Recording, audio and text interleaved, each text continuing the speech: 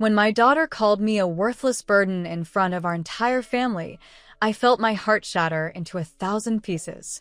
3 days later, I was sitting in my lawyer's office, signing papers that would ensure she'd never see a penny of my $5 million lottery win. That's when I realized life isn't just about survival, it's about knowing when to show your cards. If you're watching this, make sure to subscribe and comment below if you've ever had to teach someone a painful lesson about respect. The fork hit the plate with a clang that silenced every conversation around our dining table.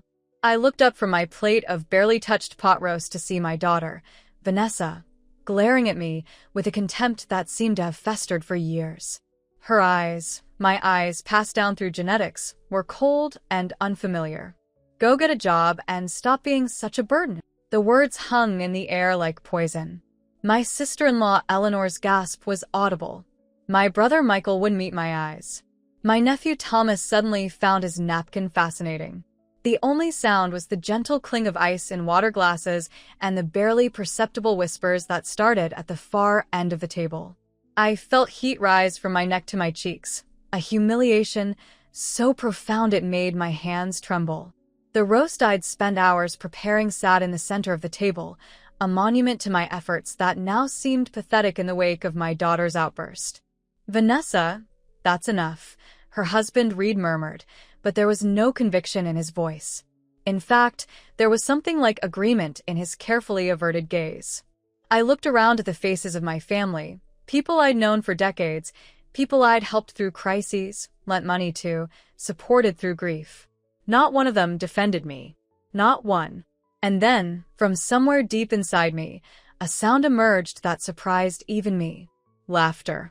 It started small, almost a hiccup, then grew until I was laughing so hard tears streamed down my face. "Mom?" Vanessa looked uncertain for the first time, her perfectly sculpted eyebrows drawing together. I wiped away a tear, still chuckling. "Sweetheart," I said, my voice steadier than it had been in months, "find yourself a new place to live." The silence that followed was different, charged, uncomfortable. Vanessa's face flushed with anger. "This is my house too," she snapped. "No, darling," I replied, folding my napkin carefully before placing it beside my plate. "This is my house. The house I paid for. The house I invited you and Reed to stay in after you lost your apartment. Temporarily. 6 months ago." I stood up, suddenly feeling lighter than I had in years. "Dinner is over. Thank you all for coming." As the guests awkwardly gathered their things, casting glances between Vanessa and me, I walked calmly to the kitchen. Behind me, I could hear Vanessa's furious whispers to Reed and my brother Michael's uncomfortable attempts to smooth things over. Only when the front door closed behind the last guest did Vanessa storm into the kitchen, her face twisted with rage. "How dare you embarrass me like that? After everything Reed and I have done for you." I turned from a sink where I'd been rinsing dishes. "And what exactly have you done for me, Vanessa?" "We've been taking care of you," she shouted. "Living here, making sure you're not alone after Dad died. Do you think this is easy for us? We had plans, Mom. Plans that didn't include babysitting a depressed widow who can't even get out of bed some days." Each word was a knife, but I refused to bleed. "Not anymore." "I see," I said quietly. "And when exactly did taking care of me include calling me a burden in front of our family?" I was frustrated. "You don't even try anymore. You just sit around in Dad's old sweaters, staring at nothing. It's pathetic." Her words transported me back to those dark months after Robert's death. The shock of his heart attack at only 62. The funeral I barely remembered. The endless paperwork, the insurance claims, the well-meaning visitors who eventually stopped coming. And yes, the days when grief had pinned me to my bed like a physical weight. But she hadn't seen the other days. The days when I'd force myself to shower, to eat, to call old friends. The days when I'd started looking at community college courses, thinking maybe I could finish that degree I'd abandoned when Vanessa was born. She hadn't seen me slowly, painfully rebuilding myself. "I want you and Reed out by the end of the month," I said calmly. Her laugh was cruel. "With what money, Mom? Your part-time bookkeeping barely covered the property taxes before Dad died." Now? You can't afford this house without us. You can't afford anything. The lottery ticket, the call, the private meeting with the State Lottery Commission where I'd opted to remain anonymous, the certified check I'd deposited into a new account at a different bank. All of it flashed through my mind. I'll manage, I said simply. This is insane, she spat. Reed. Mom's trying to kick us out. Reed appeared in the doorway, his tall frame filling it awkwardly.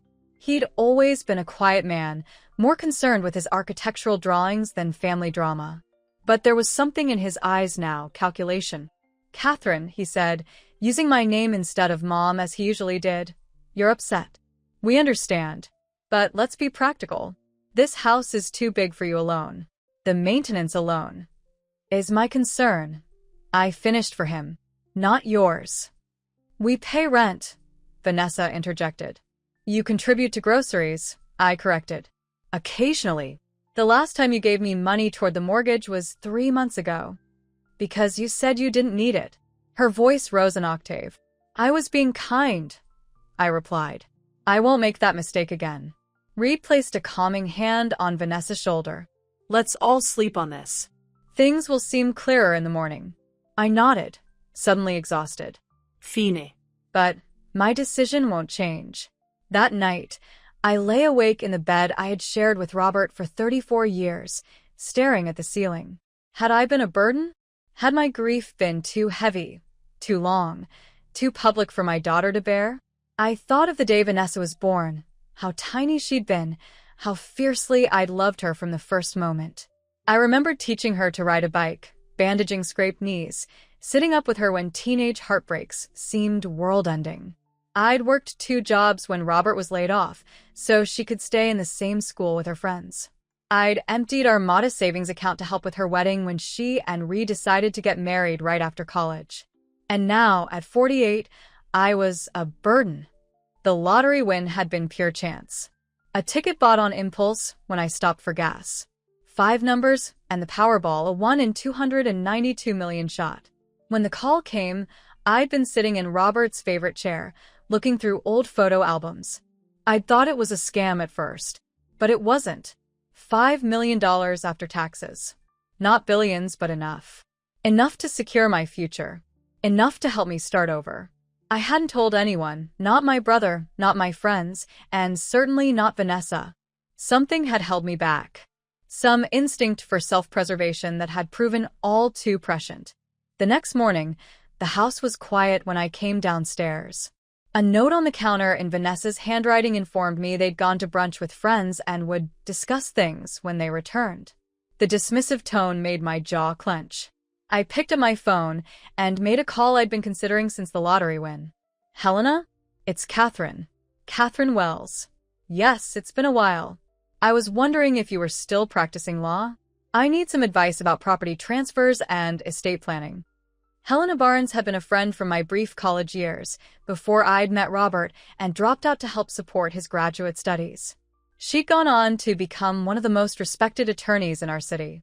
We drifted apart over the years, but had reconnected briefly at Robert's funeral. Of course, she said warmly. I've been meaning to check on you. Can you come to my office tomorrow? Actually, I said, glancing at the clock, is there any chance you're free today? There was a brief pause. For you, I can make time. 2 o'clock. Perfect. And Helena? This needs to be confidential. Always is, she replied, curiosity evident in her voice. I spent the morning gathering documents, the deed to the house, Robert's life insurance policy, modest but paid out, bank statements, and the letter from the Lottery Commission. I dressed carefully in an outfit I hadn't worn since before Robert's death, a tailored navy pantsuit that made me feel armored. Helena's office was in one of the glass towers downtown, her name etched on a door in a corridor of similar doors.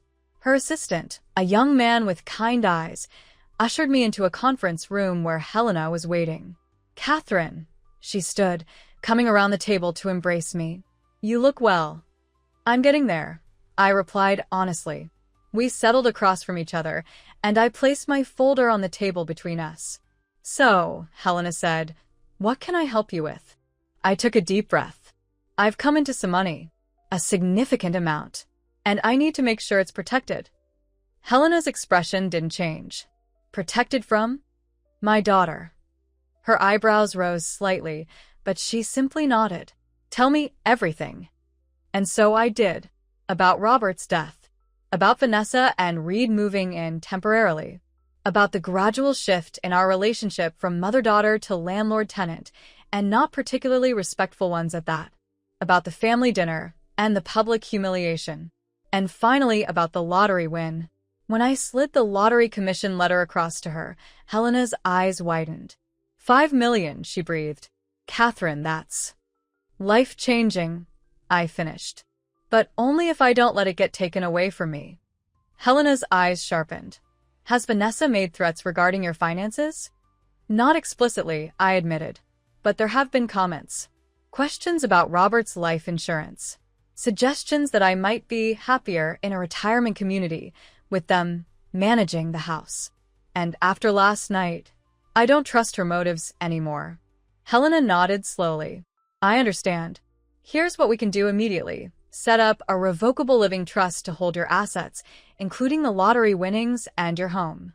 You'll be the trustee, with complete control, but the assets won't be directly in your name. We'll also update your will and establish a durable power of attorney for financial matters and healthcare, naming someone other than Vanessa. My brother Michael, I said without hesitation. He has his faults, but he's honest. Good. Helena made notes. Now, regarding the house. You said Vanessa and her husband have been living there rent-free?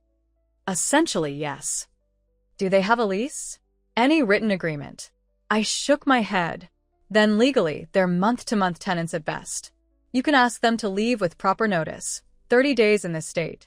If they refuse, we'd need to file for eviction, but let's hope it doesn't come to that. The word eviction made my stomach clench. How had it come to this? Discussing evicting my own daughter? Helena must have seen my distress. Catherine, I know this is difficult, but from what you've told me, Vanessa hasn't been treating you with respect or consideration. You have the right to protect yourself and your assets. I nodded, blinking back tears. You're right. I just never imagined. Being a parent doesn't mean being a doormat, Helena said gently. Even to your children. Especially to your children. By the time I left Helena's office 3 hours later, I had signed a stack of documents that effectively removed my assets from Vanessa's reach. The house would be transferred into the trust the following week. The lottery winnings were already secure in accounts that Vanessa had no knowledge of or access to. Helena had also drafted a formal notice for Vanessa and Reed to vacate the property within 30 days. As I drove home, I felt a strange mixture of sadness and liberation. The daughter I had raised, or thought I had raised, would never have treated me the way Vanessa had. Somewhere along the way, I had lost her. Or perhaps she had never been who I thought she was. The house was still empty when I returned. I made myself a cup of tea and sat in Robert's chair, allowing myself to feel the full weight of what I was doing. Am I doing the right thing, Robert? I whispered to the empty room. Would you stand for how she's treating me? I could almost hear his reply. Robert had been a gentle man, but he had no patience for disrespect. Stand up straight, Kathy, he would say. Don't let anyone make you feel small. I was still sitting there when I heard the front door open, followed by Vanessa's laugh, high and artificial, the one she used in social situations. There were other voices, too. She had brought people home. Mom, she called. Are you here? I set down my tea and stood. In the living room. Vanessa appeared in the doorway, flanked by a couple I recognized as the Hendersons from down the street. Ted and Patty, both in their 60s, had been casual friends of Robert and mine. Look who we ran into at the Oaks, Vanessa said brightly. I invited them in for coffee. The Hendersons looked uncomfortable, as well they might. The Oaks was an upscale retirement community on the other side of town. Hello, Ted, Patty, I said, forcing a smile. Nice to see you. Catherine, Patty stepped forward to kiss my cheek. You're looking well. We were just telling Vanessa about the new facilities at the Oaks, Ted added. They've added a wonderful art center. I remember you always enjoyed painting. I had taken one community art class 15 years ago. How lovely, I said neutrally. Vanessa, could I speak to you for a moment? In the kitchen? Her smile tightened, but she nodded. Of course. Ted, Patty, make yourselves comfortable. We'll just be a minute. In the kitchen, I turned on her the moment the door swung shut. What do you think you're doing? Making connections, she replied, her voice sickeningly sweet. The Hendersons love the Oaks. They said there's a waiting list, but Ted knows the director. They could put in a good word for you. I'm not moving to a retirement community, I said flatly. I'm 48 years old, Vanessa. But you're all alone now, she countered. The Oaks has activities, friends, support. And the houses are so much more manageable than this place. This conversation is over, I said, turning to leave. See your friends out, Mom. Her hand caught my arm, her nails digging in slightly. I'm trying to help you. You can't afford this house. You can't afford to live alone. I'm trying to find a solution that works for everyone. I looked down at her hand until she released me. The only person you're trying to help is yourself, to this house. And that's not happening. Her face hardened. We'll see. I left the kitchen, nodded politely to the Hendersons, and went upstairs to my bedroom. Through the floor, I could hear the murmur of conversation, then the front door closing. Moments later, Vanessa's footsteps on the stairs. My bedroom door flew open without a knock. What is wrong with you? She demanded. The Hendersons were trying to help. The Hendersons were manipulated by you into helping you push me out of my own home, I corrected. Did you tell them you've been planning to manage this house once I'm gone? That Reed has already measured the office for his drafting table? Her face registered surprise before she could mask it. You're paranoid. I heard you, Vanessa. Last week, on the phone with your friend Diane. Planning your renovations for after you convinced me to move somewhere more appropriate for my condition. She had the grace to flush. You were eavesdropping. I was walking past your open door. She crossed her arms. Fine. Yes, we've talked about taking over the house. It makes sense, Mom. This place is too big for you. The maintenance, the yard work, the stairs, you're struggling. And yes, financially.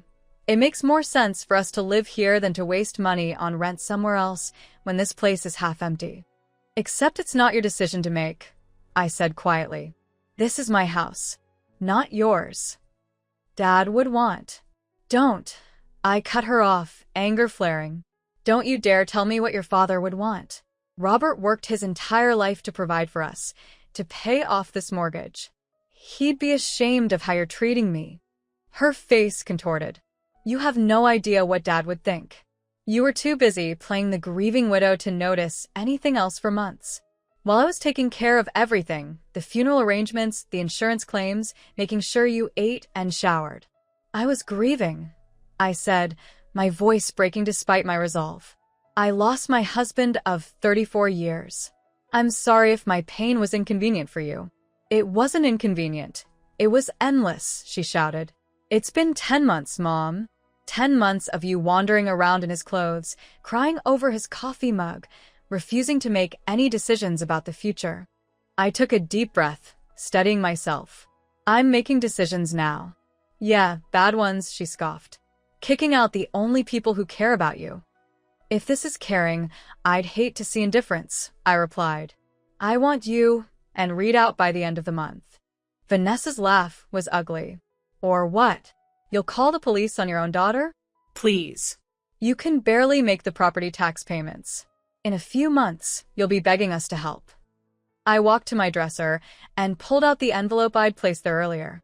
This is a formal notice to vacate. You have 30 days.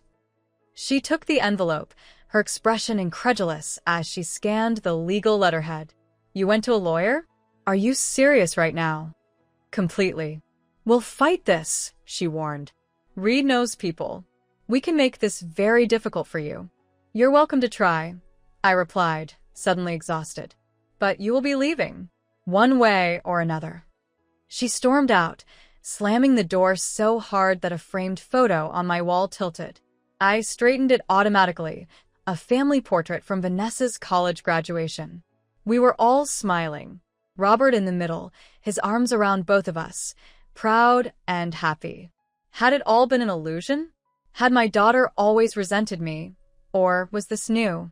Had Robert's death simply revealed what was already there, like rain exposing the contours of land that had always existed beneath the surface? The next morning, the atmosphere in the house was glacial. Reed left early for work without a word. Vanessa stayed in their bedroom until I left for my therapy appointment, another step in my healing that she had mocked as paying someone to listen to you cry. Dr. Levinson had been a godsend in the months after Robert's death. Today, I told her everything: the lottery, Vanessa's behavior, my decision to reclaim my home and my life. "It sounds like you've reached a breaking point," she observed. I agreed. But I keep asking myself if I'm overreacting. If I'm punishing Vanessa for one bad moment. Dr. Levinson tilted her head. "Is it just one moment, Catherine? Or is it a pattern?" I thought about it. A pattern, I admitted. Since Robert died.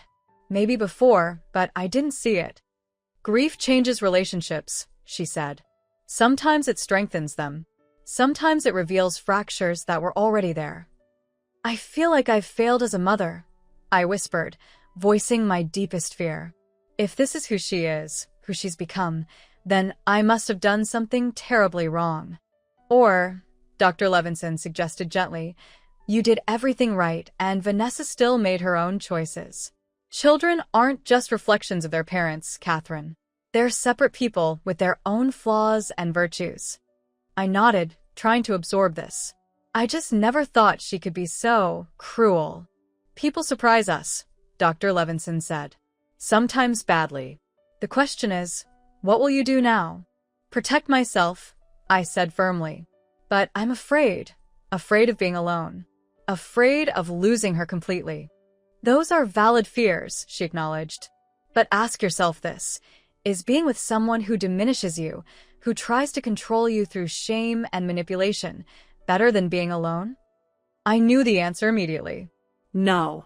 "Then you have your path forward," she said simply.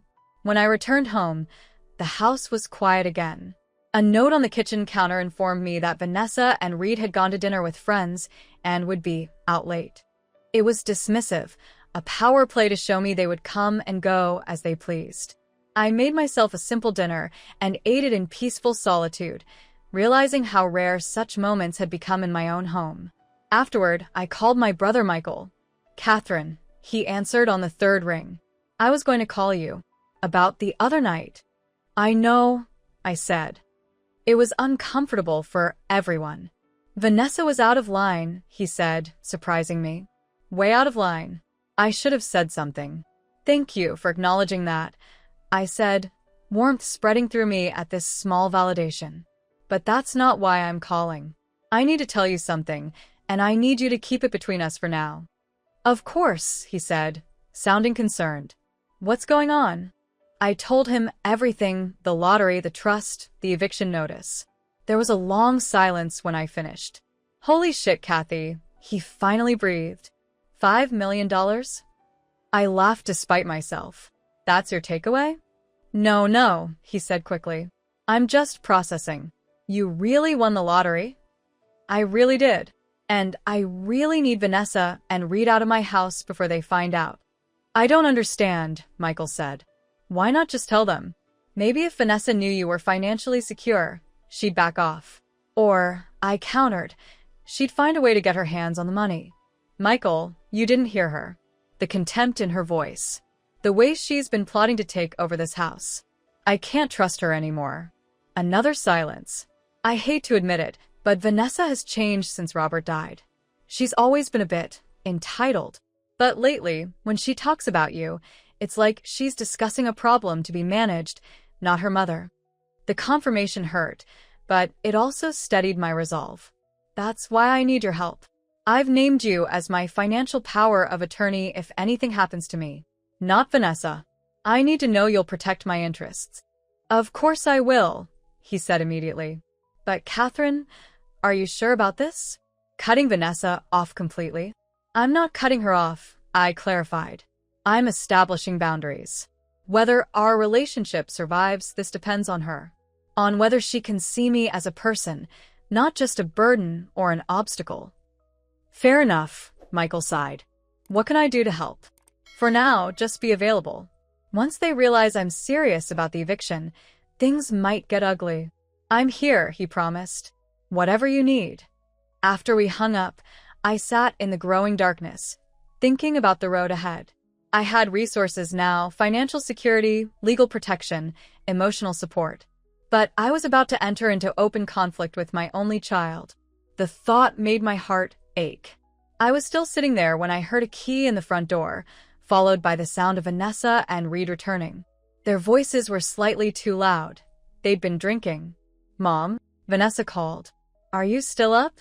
I didn't answer, not ready for another confrontation. Footsteps approached the living room. Oh, Vanessa said, spotting me in the dimness. Sitting in the dark? That's not depressing at all. Reed appeared behind her, his face flushed from alcohol. Catherine, he nodded. We need to talk. Not tonight, I said firmly. We've all had enough drama for one day. No, I think now is perfect, Vanessa countered, switching on the overhead light. I blinked against the sudden brightness. Reed and I have been discussing your ultimatum. Reed stepped forward, assuming what I recognized as his professional negotiation stance. Catherine, we understand you're upset, but this eviction notice isn't the answer. We're family. We're offering a compromise, Vanessa added. We'll start paying formal rent. We'll draw up an agreement. Everything official. I studied them. And what happens to the house long term? They exchanged a glance. Well, Reed began carefully. Eventually, when you're ready, you could consider moving somewhere more suitable. The money from renting this place would more than cover a nice apartment or a retirement community. I see, I said. So your compromise is that you'll deign to pay rent for the privilege of living in my home until you can shuffle me off to a facility and take over completely. That's not what we said, Vanessa protested. It's exactly what you said, I replied, just dressed up in nicer language. Reed's professional demeanor slipped. Be reasonable, Catherine. This house is worth at least $750,000 in today's market. The maintenance alone costs thousands each year. On your income, it's not sustainable. My finances are no longer your concern, I said. The decision has been made. You have 29 days left. Vanessa's face darkened. You know what? Fine. Play the martyred widow. Push away the only people who care about you. But don't come crying to us when you can't pay the bills and the bank takes this precious house. I won't, I assured her. This isn't over, she warned, echoing the words she would later write in her note. You have no idea what you're doing. Actually, I said, rising to my feet, for the first time in almost a year, I know exactly what I'm doing. They retreated upstairs, whispering furiously to each other. I locked the living room door, something I'd never done before, and slept fitfully on the couch, unwilling to be vulnerable upstairs while they plotted. In the morning, the house was quiet again. Another note informed me they had gone to consult with legal counsel about our options. The implied threat didn't surprise me. I spent the day meeting with a financial advisor Helena had recommended, setting up investment accounts for my lottery winnings. By the time I finished, I had a clear plan for my future, a future that would be secure, comfortable, and entirely my own. When I returned home that afternoon, I found Vanessa waiting for me alone. Her expression was conciliatory, her posture submissive. Warning bells immediately sounded in my mind. Mom, she said softly, can we talk? Just us. I set down my purse, keeping the kitchen island between us. All right. I've been thinking about everything, she began, her eyes downcast. About how I spoke to you at dinner. About the things I've said. You're right. I've been horrible.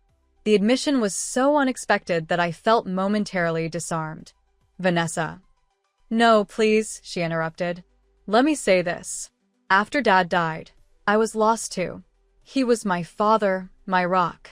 And suddenly he was gone and you were falling apart and I felt like I had to be the strong one. I resented it. I resented you for not being stronger. It was unfair and I'm sorry. Tears glistened in her eyes and despite everything, my heart softened. This was my daughter, my little girl. I understand, I said cautiously. Grief affects everyone differently. She nodded eagerly. Exactly. And I think we've been talking past each other. But Mom, we can fix this. We don't need lawyers and eviction notices. We're family. What are you suggesting? I asked, still wary. A fresh start, she said. Reed and I will stay, but with clear boundaries. We'll pay proper rent. We'll respect your space. No more retirement community talk, I promise. It sounded reasonable. It sounded like what I had wanted all along: respect, consideration, acknowledgement of my autonomy. But something felt off. What changed your mind? I asked. Last night you were threatening legal action. Vanessa's smile was rueful. Reed talked to a lawyer friend this morning. Turns out, tenants' rights aren't as strong as we thought when there's no formal lease. And honestly, I don't want to fight you, Mom. I want us to heal. I wanted to believe her. Part of me, the part that remembered holding her as a baby, teaching her to read, watching her graduate, desperately wanted to believe this was genuine. But another part, the part that had heard her mocking me to friends, plotting to take my home, humiliating me in front of family, remained skeptical. I need time to think about this, I said finally. Her smile faltered slightly. Of course. Take all the time you need. I just want you to know that I love you, Mom, despite everything. After she left the room, I stood there, torn between hope and suspicion. Could people change that quickly? Could relationships heal that easily? I called Helena. It could be genuine, she said when I described the conversation. Or she's playing me, I finished. People don't usually make such dramatic turnarounds overnight, Helena observed. Especially not after consulting lawyers. Be careful, Catherine. That evening, Vanessa was solicitous, bringing me tea, asking about my day with seemingly genuine interest. Reed was conspicuously absent, working late at his office. The performance, if that's what it was nearly flawless. Nearly. I caught her checking my planner when she thought I wasn't looking. Saw her eyes linger on my purse. Noticed her tense when I received a call from Helena that I took in another room. My suspicions were confirmed the next morning. I had deliberately left my bedroom door unlocked when I went out for an early walk. When I returned, quietly entering through the back door, I heard movement upstairs. In my room, I climbed the stairs silently, years of motherhood having taught me how to move without sound when necessary. My bedroom door was ajar, and there was Vanessa, rifling through my desk drawers. Looking for something? I asked from the doorway. She startled violently, nearly knocking over a lamp. Mom. I thought you were out walking. Clearly, I replied. What are you doing in my room? I was just... She floundered, then rallied. Looking for Dad's old watch. Reed's birthday is coming up, and I thought it would be meaningful. Robert's watches are in his nightstand, I said. Where they've always been. You're looking in my financial files. Her face flushed, then hardened. Fine. I was looking for your bank statements, all right? You're hiding something. All these mysterious appointments, meetings with lawyers. What are you planning, Mom? I'm planning my future, I said simply. A future you won't be part of if you continue like this. Like what? She demanded. Like a daughter concerned about her mother's mental state? You've been acting erratically for months. The isolation, the mood swings, now these sudden financial decisions. I have a right to know what's going on. No, I said firmly. You don't. My finances are my business. My life is my business. Not when you're clearly not in your right mind, she shouted. Dad would never want you making these kinds of decisions alone. He'd want me to protect you. Your father, I said, my voice dangerously quiet, would be ashamed of what you're doing right now. Her face contorted with rage. You have no idea what Dad would think.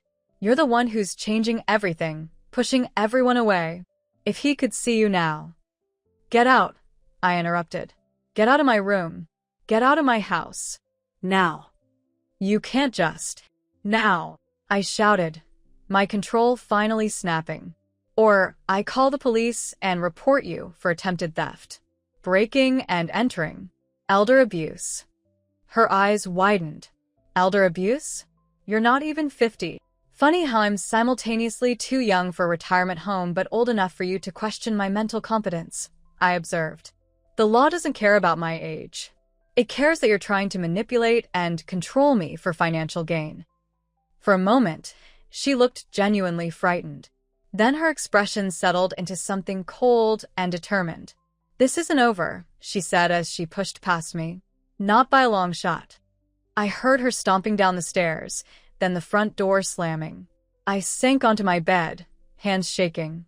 The confrontation had been ugly, but clarifying. There would be no reconciliation, no peaceful resolution.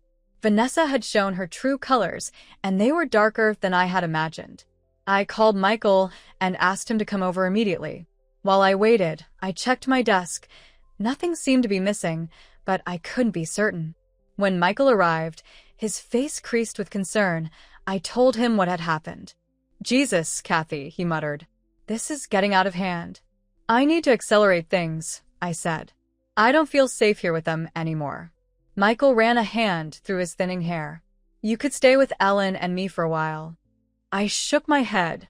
No. This is my home. I won't be driven out of it. Then what's the plan? I took a deep breath. I'm going to tell them about the money. Michael looked startled. Are you sure? I thought you wanted to keep that secret. I did. But Vanessa's already suspicious.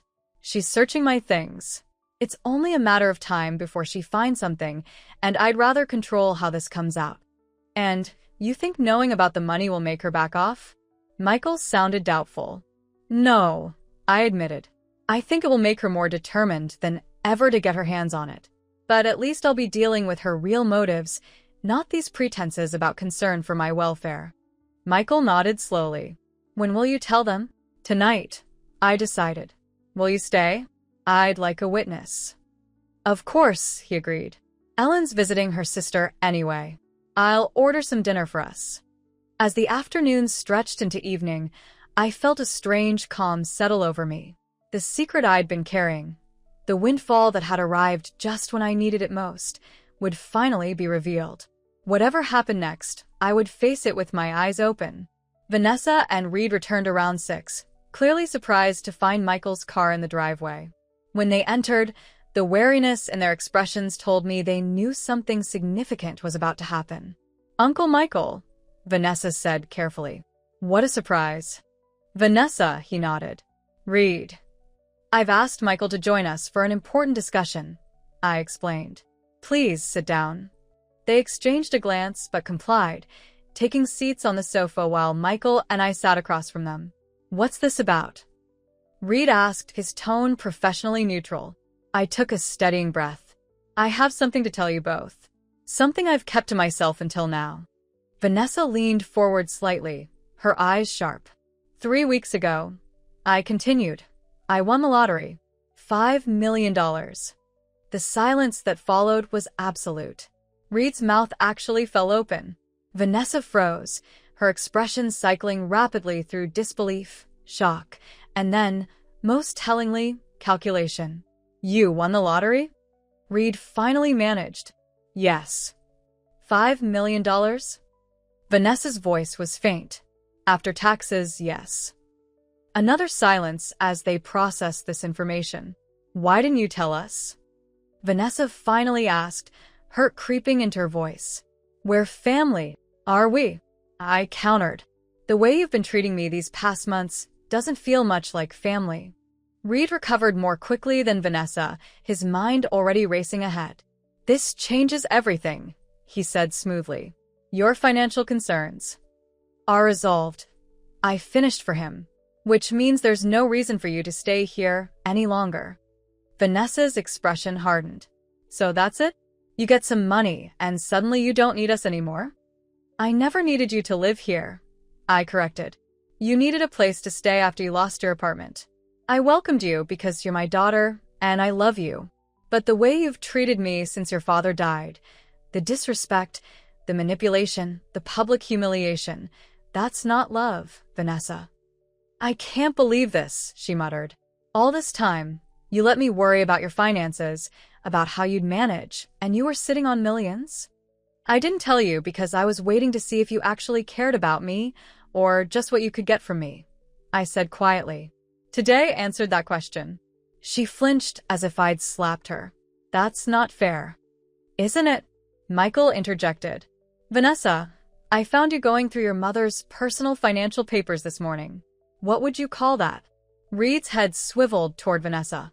You did what? At least he seemed genuinely surprised by this. Perhaps he wasn't fully complicit in all her schemes. I was worried about her, Vanessa insisted. She's been acting strangely, meeting with lawyers. Taking control of my life, I interrupted. That's what you find strange. That I'm no longer the grieving widow you can manipulate. Reed leaned forward, ever the mediator. Look, this has clearly been a miscommunication on all sides. But now that we know about your windfall, Catherine, we can move forward. Help you manage this money wisely. The money is already managed, I informed him. It's in a trust, with investments set up by professionals. A trust? Vanessa's voice sharpened. What kind of trust?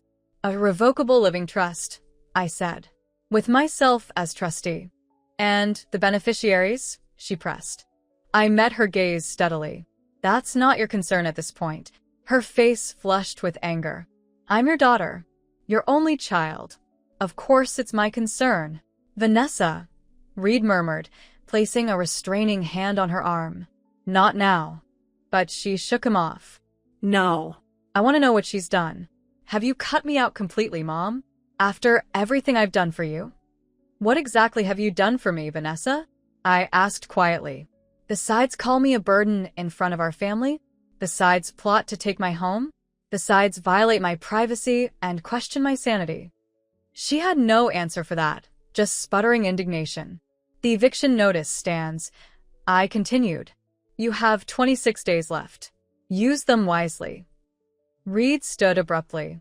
We should all take some time to cool down. This is a lot to process. There's nothing to process, I said firmly. The decision has been made. Vanessa remained seated, her eyes burning into mine. You'll regret this, she said, her voice low and venomous. You think money makes you untouchable? You think it replaces family? You'll end up alone, Mom. Alone and sorry. I'd rather be alone than with people who only value me for what they can get from me, I replied. She stood then, trembling with rage. This isn't over, she hissed, then stormed upstairs, Reed following after an apologetic glance in our direction. Michael exhaled slowly once they were gone. Well, that went about as well as could be expected. I nodded, feeling strangely light despite the ugliness of the confrontation. At least everything's in the open now. What will you do if they refuse to leave? He asked. Helena has already prepared the eviction paperwork, I said. But I'm hoping it won't come to that.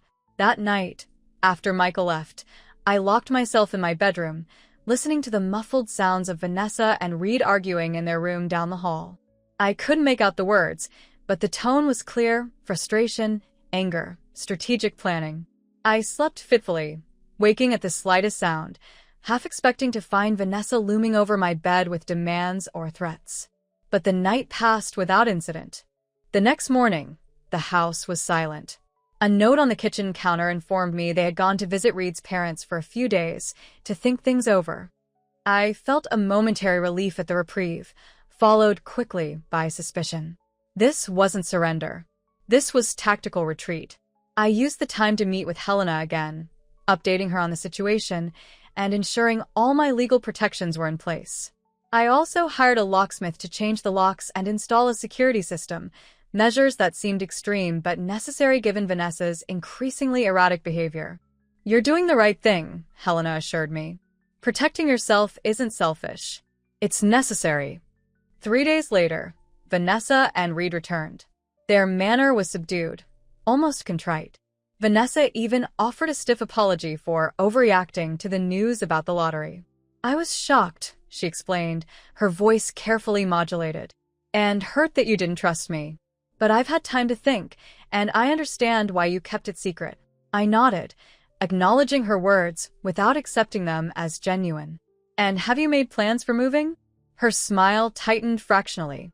Actually, we were hoping to discuss that. Reed's parents suggested we all sit down with a family counselor. Work through this together. There's nothing to work through, I said. The decision has been made. Mom, please, she implored. $5 million is a lot of money. You don't have to live alone. We could help you invest it, maybe buy a bigger place together. A family compound. Wouldn't that be nice? The naked greed beneath her conciliatory tone was almost comical. No, Vanessa. It wouldn't. Her facade cracked slightly. Why are you being so stubborn? This money could benefit all of us. It's not about the money, I said tiredly. It's about respect. Trust. Things you've shown me you don't have for me. That's not fair. I made one mistake. One. I raised an eyebrow. The public humiliation? The retirement home ambush? Searching my personal papers? Questioning my sanity? Which one of those was the one mistake? Vanessa? She had no answer for that. The eviction stands, I said firmly.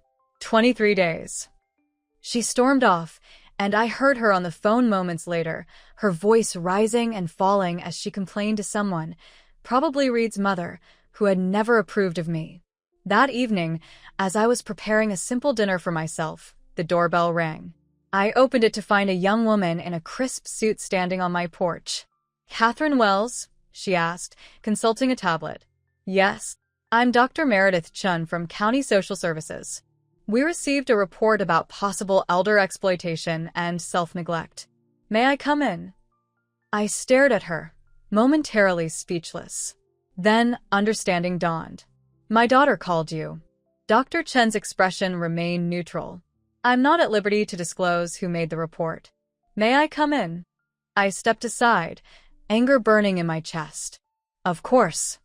Dr. Chen conducted a thorough interview, asking about my mental state, my financial situation, my ability to care for myself.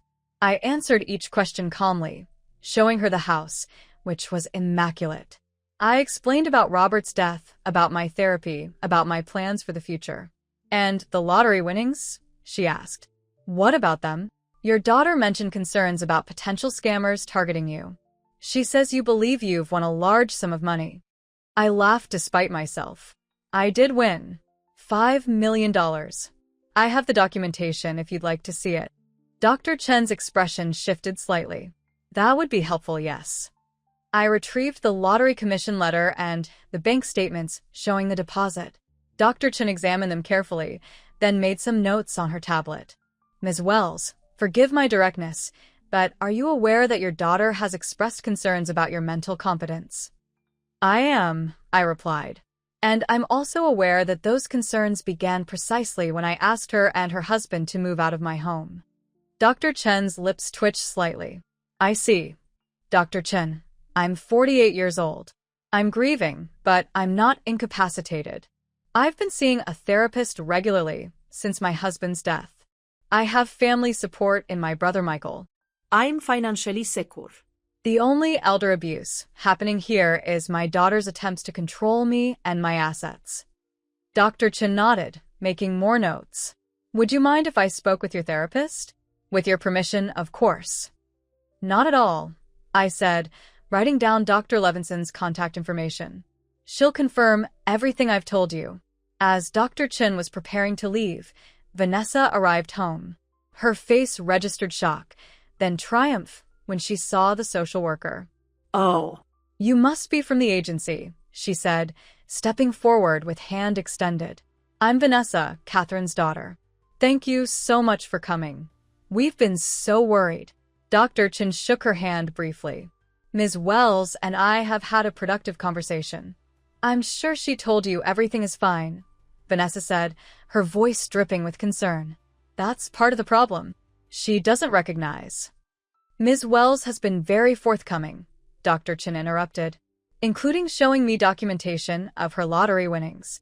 Vanessa's smile faltered. "Oh." "Well, yes, she believes she won, but we're concerned." "The documentation appears legitimate," Dr. Chen continued, "as does Ms. Wells herself. I'll be following up with her therapist, but at this point, I see no cause for intervention." The look of stunned betrayal on Vanessa's face would have been comical under other circumstances. But she's not thinking clearly, Vanessa protested. She's trying to evict us. Her own family. Dr. Chen's expression remained professionally neutral. Family disputes over living arrangements aren't within our purview unless there's evidence of abuse or neglect. Neither appears to be the case here. After Dr. Chen left, Vanessa rounded on me, her face contorted with rage. You think you've won? This isn't over. It could be, I said quietly. It could end with you accepting my decision and moving on with dignity, with us finding a way to repair our relationship from a distance. There is no relationship, she spat. Not anymore. You've made that very clear. As she stormed upstairs, I felt a profound sadness settle over me. My daughter, my only child, had become a stranger to me. Or perhaps she had always been this person, and I had simply refused to see it. That night, I sat in Robert's chair, looking at old photos. Vanessa as a baby, her tiny hand wrapped around my finger. Vanessa on her first day of school, grinning with missing front teeth. Vanessa at her wedding, radiant in white, with Reed looking at her adoringly. Had those moments been real? The love, the connection, the family we had been? Or had it all been illusion, a story I told myself because the truth was too painful to bear? I would never know. All I knew was that the daughter in those photos was gone, if she had ever truly existed at all. In her place was a woman who saw me as nothing more than an obstacle to her ambitions, a resource to be exploited. The lottery win had not created this situation. It had merely revealed what was already there, lurking beneath the surface of our relationship like a cancer that had grown undetected for years. As I placed the photos back in their album, I heard a soft knock at the door. Reed stood there, looking uncomfortable.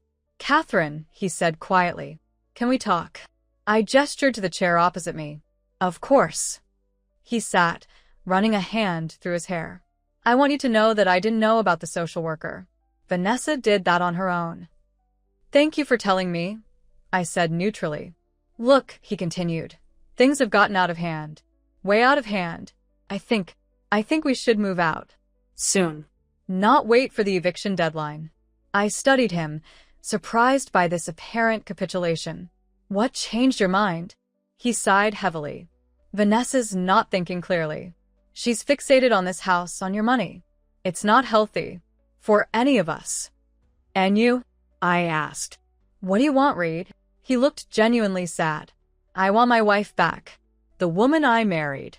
Not this person she's becoming." I nodded, understanding completely. "So, do I." "We'll be out by the end of the week," he promised, standing.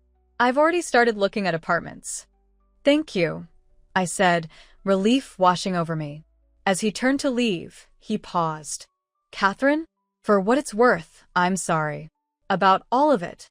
After he left, I sat in the quiet room, turning over his words. Was this another manipulation? A new strategy now that the others had failed?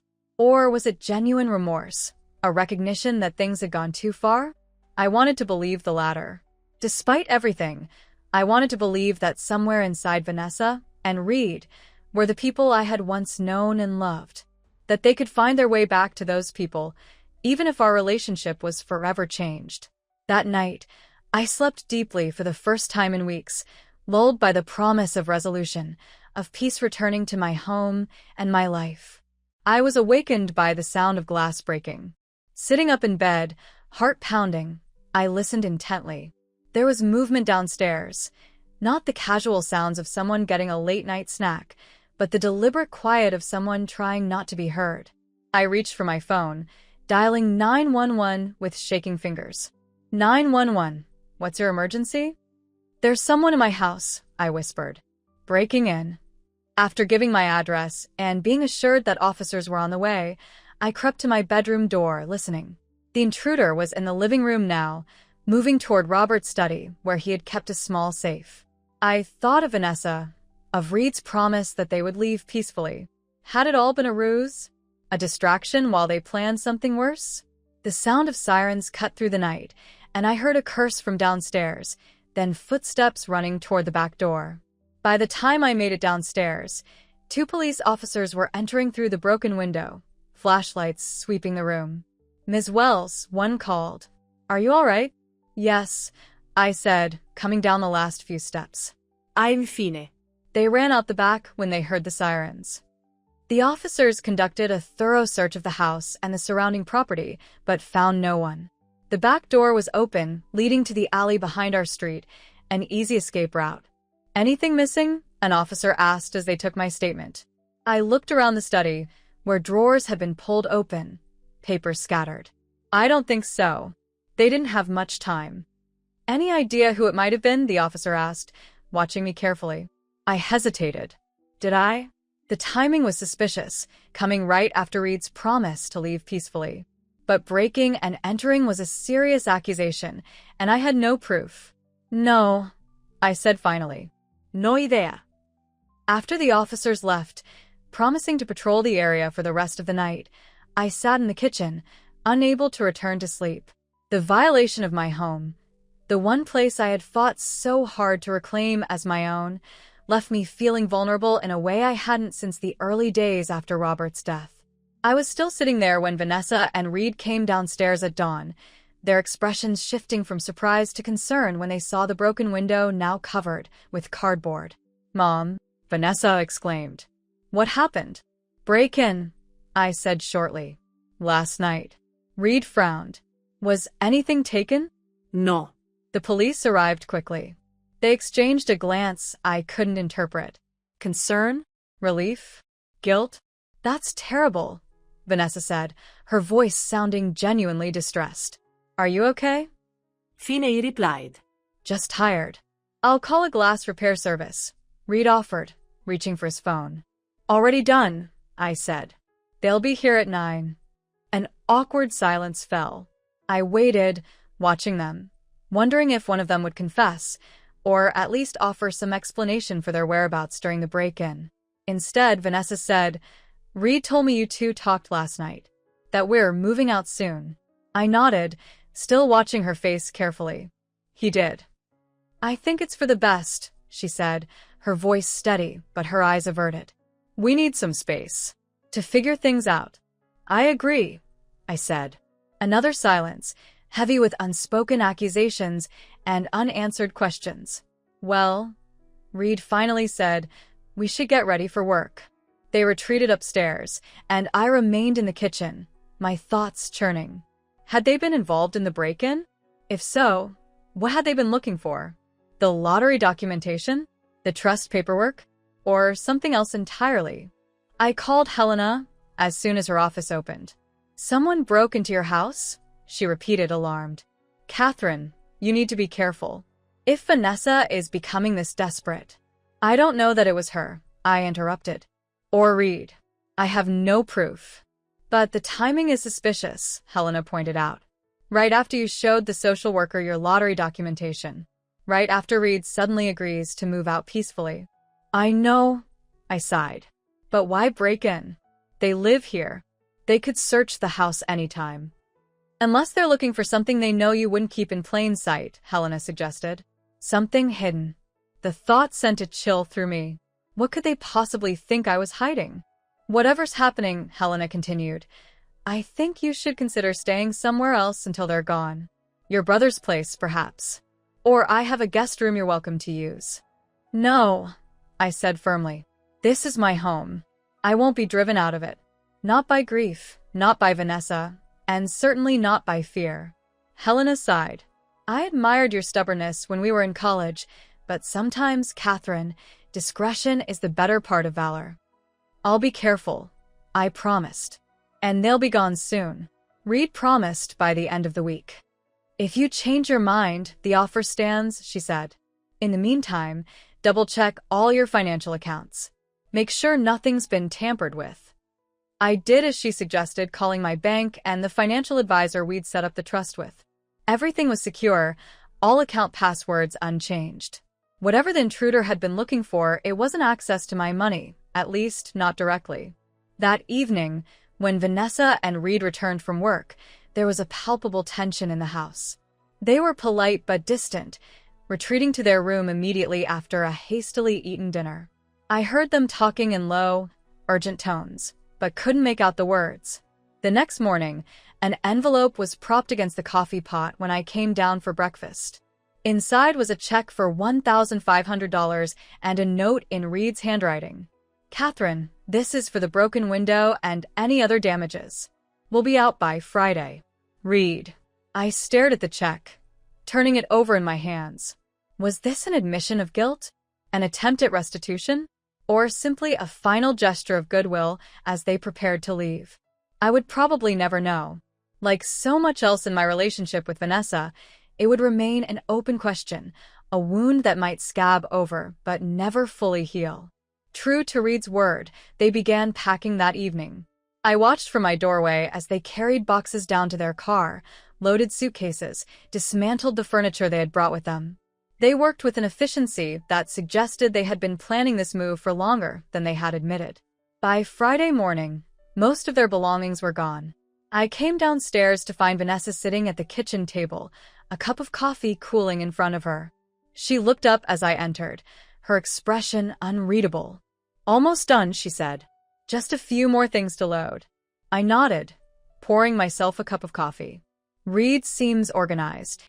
A faint smile touched her lips. "He's good at logistics. Always has been."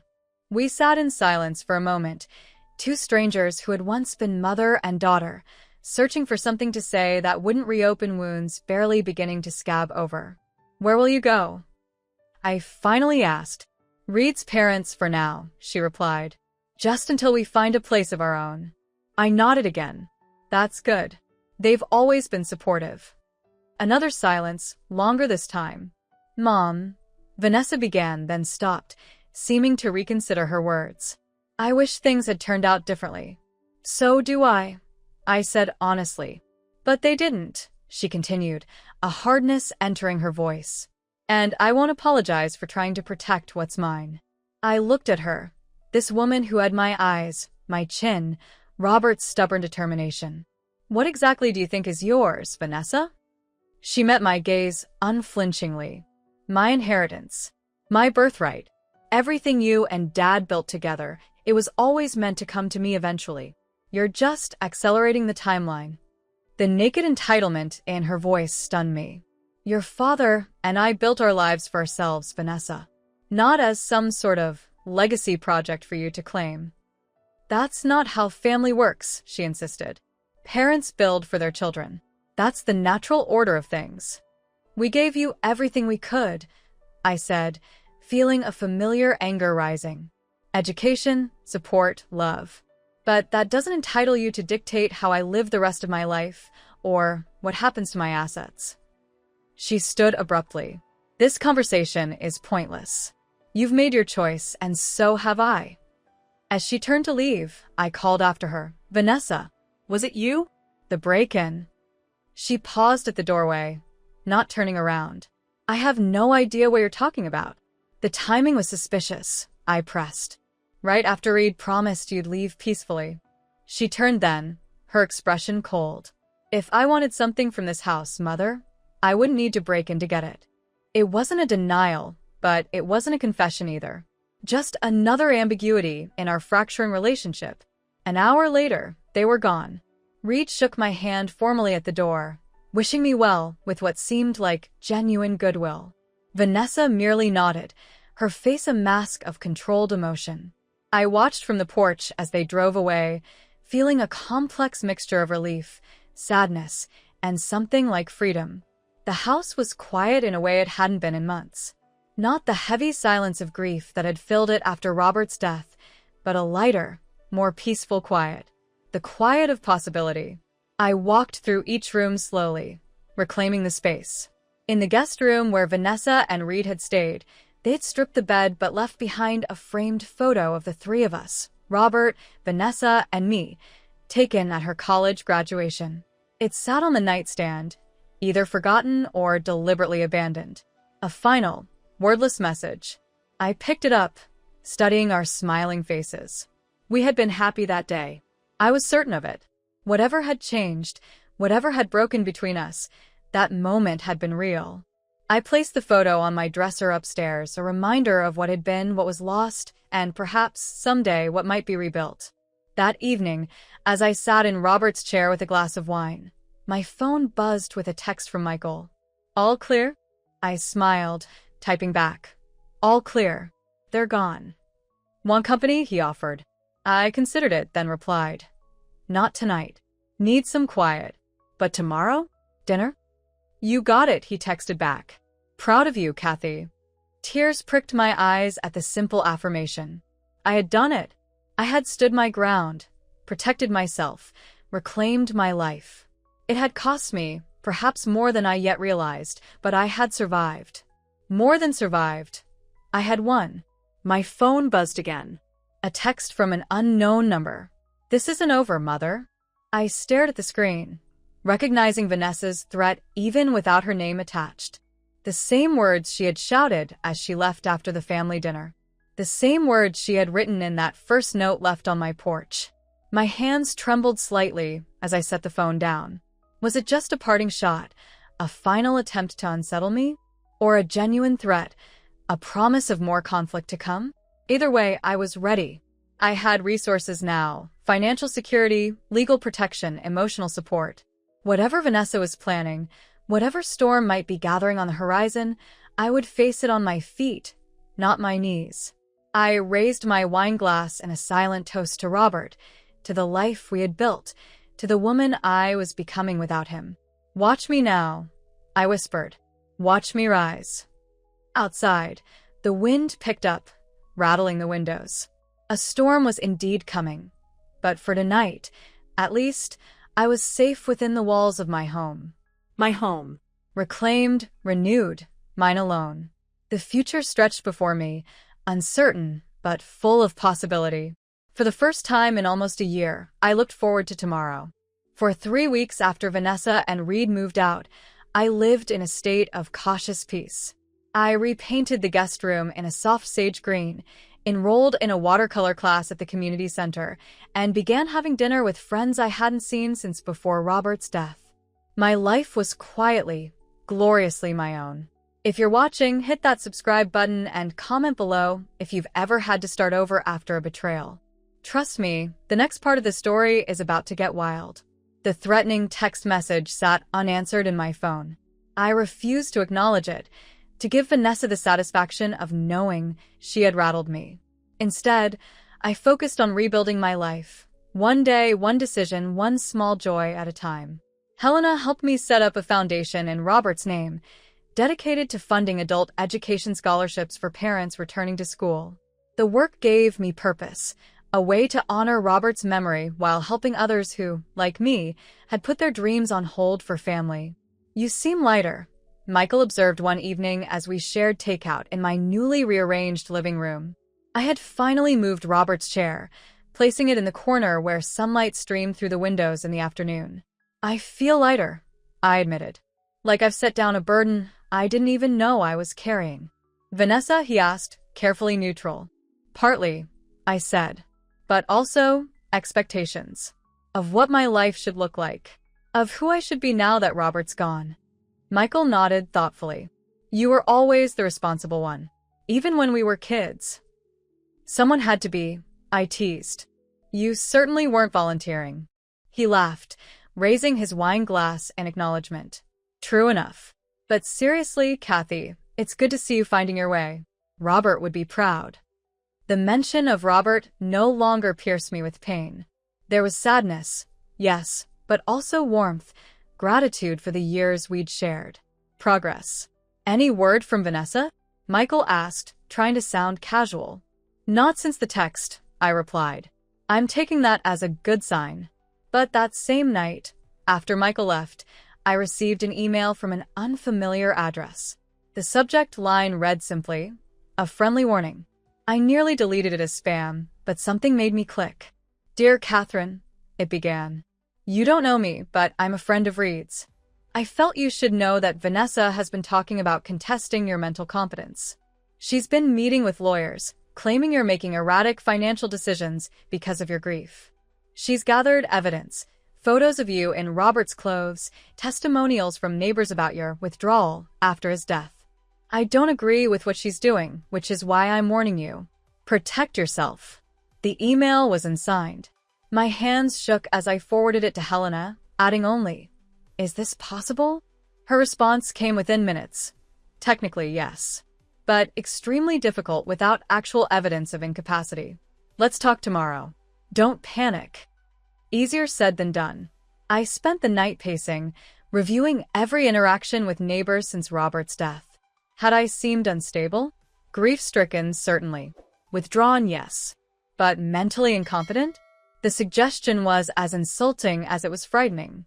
Helena's office was cool and quiet the next morning, a sanctuary from my churning thoughts. "It's a desperate move," she said after reviewing the email. "And probably an empty threat. Mental competency cases are extremely difficult to win, especially against someone who is clearly functioning well, managing their affairs, and has professional support from therapists and advisors." "But not impossible," I pressed. Helena sighed. "No, not impossible. Family members do sometimes succeed in these cases, especially if they can prove the person is being financially exploited or is making decisions clearly contrary to their own interests. Like winning the lottery and not sharing it with your ungrateful daughter?" I asked bitterly. "That's hardly contrary to your interests," Helena pointed out. "But we should take this seriously, even if it's just a scare tactic. Let's document your mental clarity and financial responsibility." Over the next week, I gathered evidence of my own. Dr. Levinson provided a written evaluation of my mental state, affirming my clarity and emotional stability despite normal grief. My financial advisor documented our meetings and the rational, conservative investment strategies we had developed.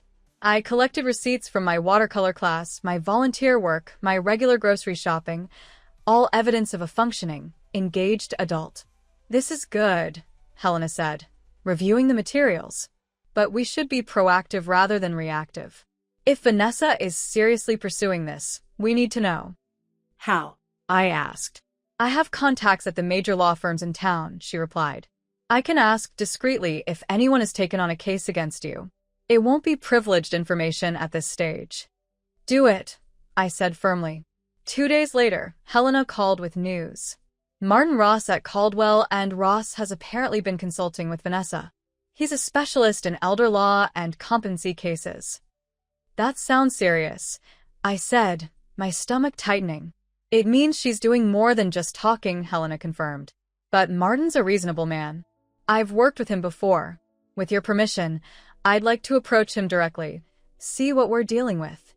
"Of course," I agreed. "Whatever it takes." The waiting was excruciating. I jumped at every phone call, scrutinized every email. I found myself performing for invisible observers, making elaborate meals just to prove I could, keeping the house spotless, dressing carefully even when I had nowhere to go. The freedom I had just begun to taste turned to ash.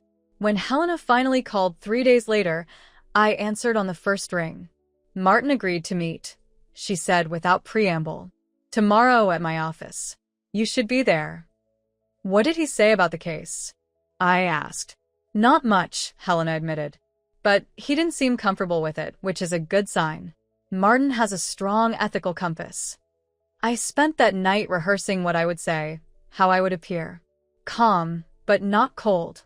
Emotional, but not unstable. A grieving widow finding her way forward, not a woman in the grip of a breakdown. Martin Ross was older than I expected, with silver hair and kind eyes behind wire-rimmed glasses. He shook my hand firmly when Helena introduced us in the conference room. "Mrs. Wells," he said, "thank you for agreeing to this meeting." "Ms. Wells," I corrected gently. "And thank you for coming. I understand my daughter has consulted you about questioning my competence." Martin's expression was carefully neutral. "She has expressed concerns about your mental state following your husband's death, yes." "And what did you tell her?" I asked directly. He glanced at Helena, who nodded encouragingly. "I told her that competency cases are extremely difficult to win without substantial evidence of impairment," he said. "And that from what she described, your behavior, while perhaps changed since your husband's death, falls well within the normal spectrum of grief responses." Relief flooded through me. "So, you declined to represent her?" Martin hesitated. I told her I needed to consider the case. That's why I agreed to this meeting. I wanted to see for myself. I straightened in my chair. And what do you see, Mr. Ross? He studied me for a long moment. I see a woman who appears perfectly capable of managing her own affairs. But I'd like to hear your side of this situation. For the next hour, I told him everything. Robert's death, my grief, Vanessa and Reed moving in, the family dinner humiliation, the lottery win, the eviction, the break-in, the threatening text. I showed him the documentation Helena and I had gathered of my mental clarity and financial responsibility. When I finished, Martin sat back, his expression troubled. Ms. Wells, I want to be clear about something. I haven't agreed to represent your daughter. After hearing your account, I can tell you I won't be taking her case. Thank you, I breathed. However, he continued, Vanessa is clearly determined. If I decline, she'll find someone else. Someone who may not have the same ethical concerns I do. What would you advise? Helena asked. Martin considered. Document everything. Continue therapy. Maintain social connections. And consider having a formal neuropsychological evaluation done. Not because you need it, but because having an independent assessment on record would make any competency challenge nearly impossible to pursue. I'll do it, I said immediately. Whatever it takes. As we were concluding the meeting, Martin hesitated, then added, There's something else you should know. Vanessa mentioned that your husband left a separate will with specific provisions for her. She claims you've been concealing it. I stared at him, genuinely shocked. That's absolutely false. Robert and I had mirror wills, drawn up together. Everything to the surviving spouse, then to Vanessa upon both our deaths. There was no separate will. That's what I thought, Martin nodded. The claim seemed convenient, but I felt you should know she's making it. After Martin left, Helena turned to me, her expression grave. This is escalating, Catherine. A false claim about a hidden will is serious. But why? I asked, bewildered. She has to know it won't stand up. There's no evidence because there was no separate will. It's about creating doubt, Helena explained. Planting seeds in the minds of officials, judges, even friends and family. If she can make people question your honesty about the will, maybe they'll question your mental state too. It's insidious, I murmured. It is, Helena agreed. And we need to be prepared for more. I think it's time to play offense rather than defense. What do you mean? I mean we stop reacting to Vanessa's moves and start making our own. First, we get that neuropsychological evaluation. Then, we have a formal letter sent to Vanessa warning her that false claims about hidden wills could constitute defamation. Finally, we consider a restraining order based on harassment. A restraining order against my own daughter, I said softly. How did we get here, Helena? She reached across the table to squeeze my hand. One step at a time. And none of it your fault. The neuropsychological evaluation was scheduled for the following week. An exhaustive 6-hour battery of tests measuring everything from memory and cognitive function to emotional stability and decision-making capacity. I emerged drained but confident. The neuropsychologist, Dr. Patel, had been thorough but kind, explaining that my results would be available in about 10 days. In the meantime, Helena had a formal cease and desist letter delivered to Vanessa, addressing the false claims about a hidden will. I braced myself for an angry response, but none came. The silence was somehow more unnerving than confrontation would have been. No news is good news, Michael insisted when I shared my concerns over dinner. Maybe she's finally realizing she can't win this. Maybe, I said, unconvinced. But it doesn't feel like surrender. It feels like regrouping. My instincts proved correct. 3 days later, I received a call from Eleanor, my sister-in-law, her voice tight with discomfort. Catherine, I'm sorry to bother you, but did you know Vanessa has been calling family members? Asking questions about Robert's last few months. My hand tightened on the phone. What kind of questions? About his state of mind. Whether he seemed confused at times. Whether he ever mentioned changing his will or making special provisions for her. Cold dread settled in my stomach. And what did you tell her? The truth, Eleanor said firmly. that Robert was sharp as a tack until the end, that he never mentioned any changes to his will, that he and you made all decisions together, as you always had. Relief flooded through me. Thank you, Eleanor. Catherine, she hesitated. I also told her that her behavior at that dinner was unconscionable, that Robert would have been ashamed of how she's treated you. Tears sprang to my eyes at this unexpected support. That means a lot. Family stands together, Eleanor said simply. And whatever Vanessa may think, you're still family to us. After we hung up, I sat for a long time thinking about family, the one we're born into, the one we create, the one that remains when everything else falls away. Robert's siblings had always been kind to me, but we had never been particularly close. That Eleanor would defend me so unequivocally touched me deeply. I called Helena immediately to report this new development. She's fishing for evidence, Helena concluded. Trying to build a case that Robert was declining mentally and made a separate will under duress or confusion. It's desperate, but dangerous. We need to contact everyone she might approach. Get ahead of this. Over the next few days, I made difficult calls to relatives, friends, Robert's former colleagues, anyone Vanessa might try to manipulate. Most were supportive, if uncomfortable with being drawn into family drama. A few admitted Vanessa had already contacted them. None reported giving her any information that could support her false claims. The neuropsychological evaluation results arrived as promised, unequivocally confirming my cognitive health and capacity for independent decision-making. Dr. Patel noted that while I showed normal signs of grief, there was no evidence of cognitive impairment, delusional thinking, or impaired judgment. This effectively closes the door on any competency challenge, Helena assured me when I shared the report. Between this and the failure to find support for claims about a hidden will, Vanessa has no legal ground to stand on. I should have felt relieved. Instead, I felt a growing unease. If Vanessa couldn't attack through legal channels, what would she try next? I didn't have to wait long to find out. The following Sunday, I attended church for the first time since Robert's funeral. It had been our tradition, not out of deep religious conviction, but for the community, the ritual, the hour of peace in a busy week.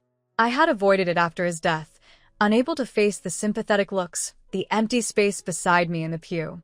But that morning, I had awakened with a determination to reclaim another piece of my life.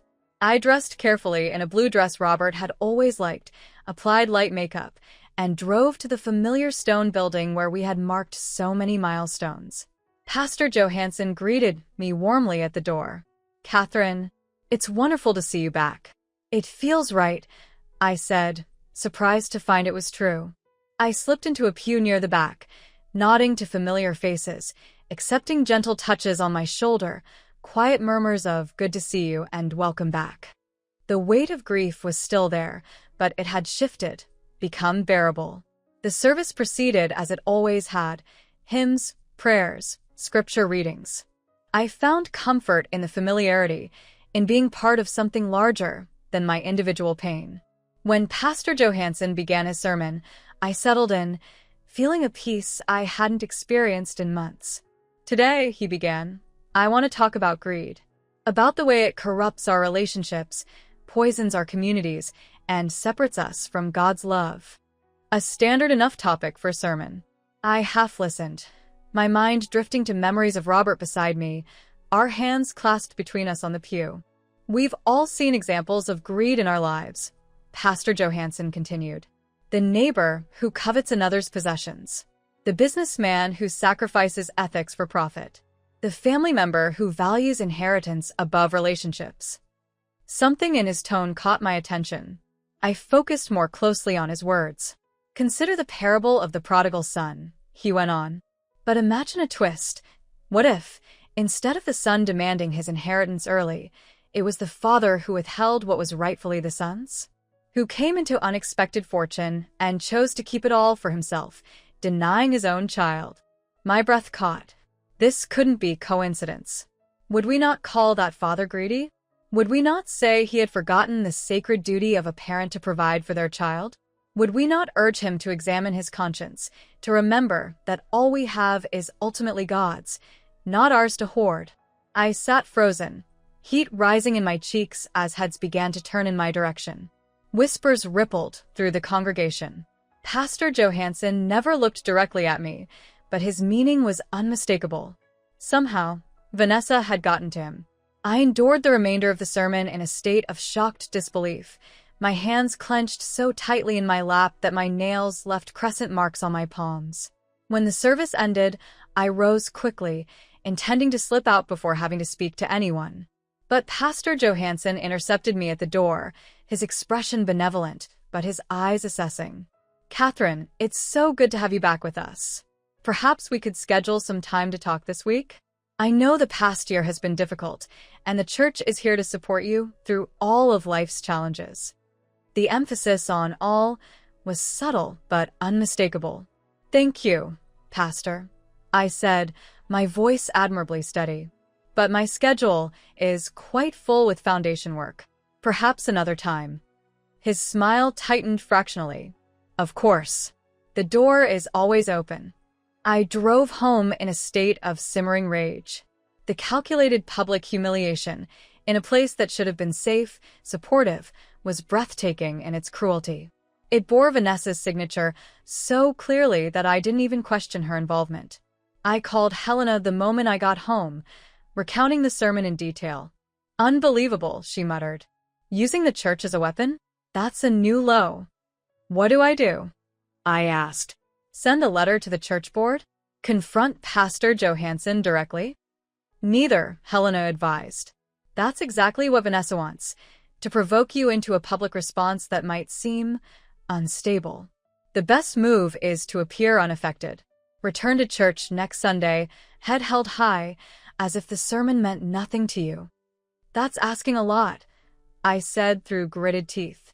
"I know," she acknowledged, "but trust me on this. Don't give her the reaction she's looking for."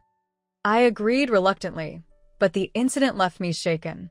The scope of Vanessa's campaign against me was expanding, moving from legal challenges to social pressure. Where would it end? The answer came in the form of a letter from the Robert Wells Memorial Foundation Board, the foundation I had established with my lottery winnings to honor Robert's memory. The letter, signed by all board members except myself, expressed concerns about recent allegations and requested my temporary withdrawal from foundation activities pending resolution. I stared at the signatures in disbelief. People I had known for years. People who had attended Robert's funeral, hugged me, promised support. Now they were distancing themselves based on unspecified allegations. My hands shaking with fury, I called the board chair, Thomas Reeves, a longtime colleague of Robert's. "Thomas," I said when he answered, not bothering with pleasantries. "What allegations?" His discomfort was palpable even through the phone. "Catherine, please understand, the board has to consider the foundation's reputation." "What?" "Allegations." I repeated, each word precise. He sighed heavily. "There have been suggestions of financial impropriety, claims that the foundation's funds may not be properly separated from your personal accounts, that decisions are being made emotionally rather than strategically." "From Vanessa," I said flatly. "My daughter is the source of these claims." "Among others," he said vaguely. "Others she's manipulated," I countered. "Thomas, you've known me for 20 years. You've seen the foundation's books, the clear separation of funds, the strategic plan we developed together. How could you possibly give credence to these accusations?" "It's not about credence," he insisted. "It's about perception. If donors believe there might be issues, it affects their willingness to contribute. We have to address the allegations, not ignore them. By pushing me out of the foundation I created, the foundation bearing my husband's name." My voice rose despite my efforts to control it. "Temporarily," he emphasized. "Just until an independent audit can clear the air. Surely you want that too, Catherine?" I closed my eyes, forcing myself to breathe deeply. "Of course I want the truth established. But this letter, this banishment, it makes it appear you've already judged me guilty." "That wasn't the intention," Thomas said, sounding genuinely distressed. "Perhaps the wording was unfortunate. Perhaps," I echoed coldly. "Schedule your audit, Thomas. I have nothing to hide." But know this, I will remember who stood by me during this time and who didn't. I hung up before he could respond, my hands still trembling with rage and hurt. Another piece of my carefully reconstructed life, tainted. Another refuge, denied. I called Helena yet again, wondering if she was growing tired of being my crisis manager. The foundation too? She sighed after I explained. She's systematic, I'll give her that. She's trying to isolate me. I realized aloud. Church, foundation, what's next? My volunteer work? My watercolor class? Probably, Helena said grimly. But this foundation attack gives us something concrete to fight back against. Financial allegations are serious and demonstrably false. We can demand specifics, provide evidence, and, if necessary, pursue defamation charges. I don't want to sue my own daughter, I said wearily. I know, Helena's voice softened. But at some point, Catherine, you have to decide whether protecting yourself outweighs protecting her from the consequences of her actions. The audit of the Foundation's finances began immediately. I provided complete access to all records, accounts, and decision-making documentation. The process was invasive and exhausting, but I cooperated fully, confident in my innocence. Meanwhile, as predicted, the whispers spread to other areas of my life. My watercolor instructor suddenly found my class oversubscribed and suggested I might be more comfortable in a private session. The community center volunteer coordinator began assigning me to back-office tasks rather than public-facing roles. Even at the grocery store, I noticed long-familiar clerks avoiding eye contact, conversations hushing as I approached. Vanessa had launched a whisper campaign, and it was working. Without making any direct accusations, she was painting me as unstable, untrustworthy, potentially dangerous. Isolation closed around me like a fist. Through it all, my small circle of true supporters remained steadfast. Michael and Eleanor visited regularly, deliberately seen with me in public places. Helena called daily, providing both legal advice and emotional support. Dr. Levinson adjusted her schedule to see me twice weekly, helping me process the betrayal and develop coping strategies. What Vanessa is doing, Dr. Levinson observed during one session, is a form of gaslighting on a community scale. She's trying to make you doubt yourself, to make others doubt you, to create a reality that serves her purposes. It's working, I admitted. Sometimes I find myself wondering if I am being unreasonable, if sharing the lottery money would have prevented all this. That's the insidious nature of this kind of manipulation, she replied. It makes the victim question their own perceptions, their own values. But ask yourself this, if you had shared the money, would it have truly satisfied Vanessa? Or would it have simply reinforced her sense of entitlement to your resources, your home, your very autonomy? I considered this. The latter, I think. She doesn't just want the money. She wants control. Exactly, Dr. Levinson nodded. Which is why standing your ground, painful as it is, represents an important boundary. Not just for your financial security, but for your identity, your right to self-determination.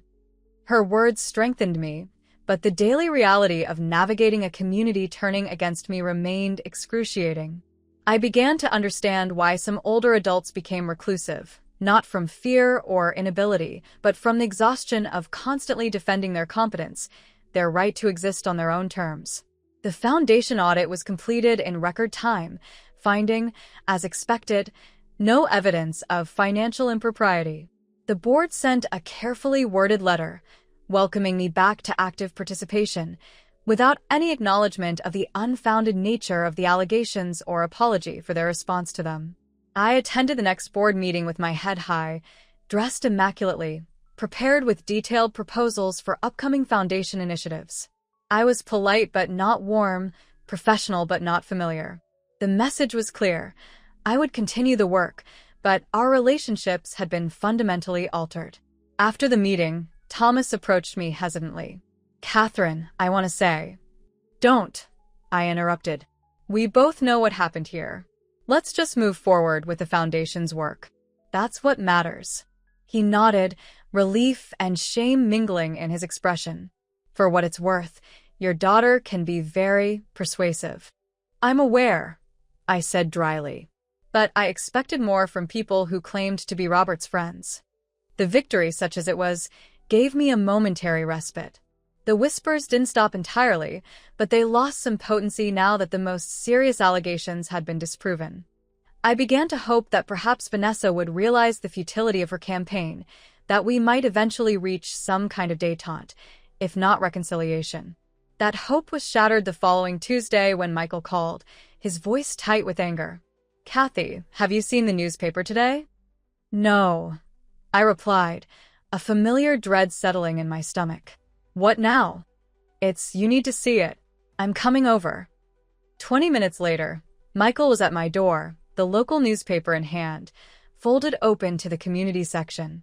There, under the heading "In Memory," was a half-page spread with Robert's photo and the bold title, "Remembering Robert Wells, a Legacy in Question."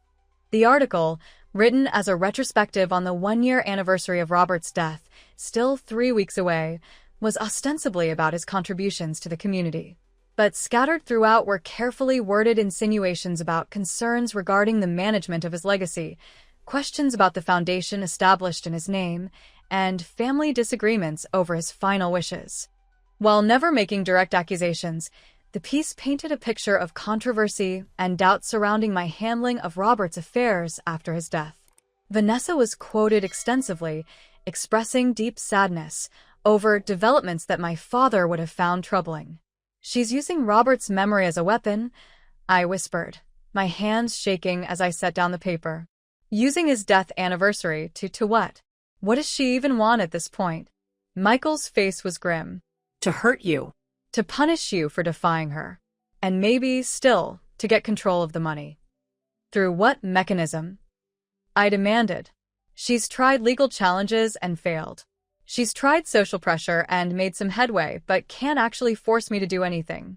What's her endgame here?" "I don't know," Michael admitted.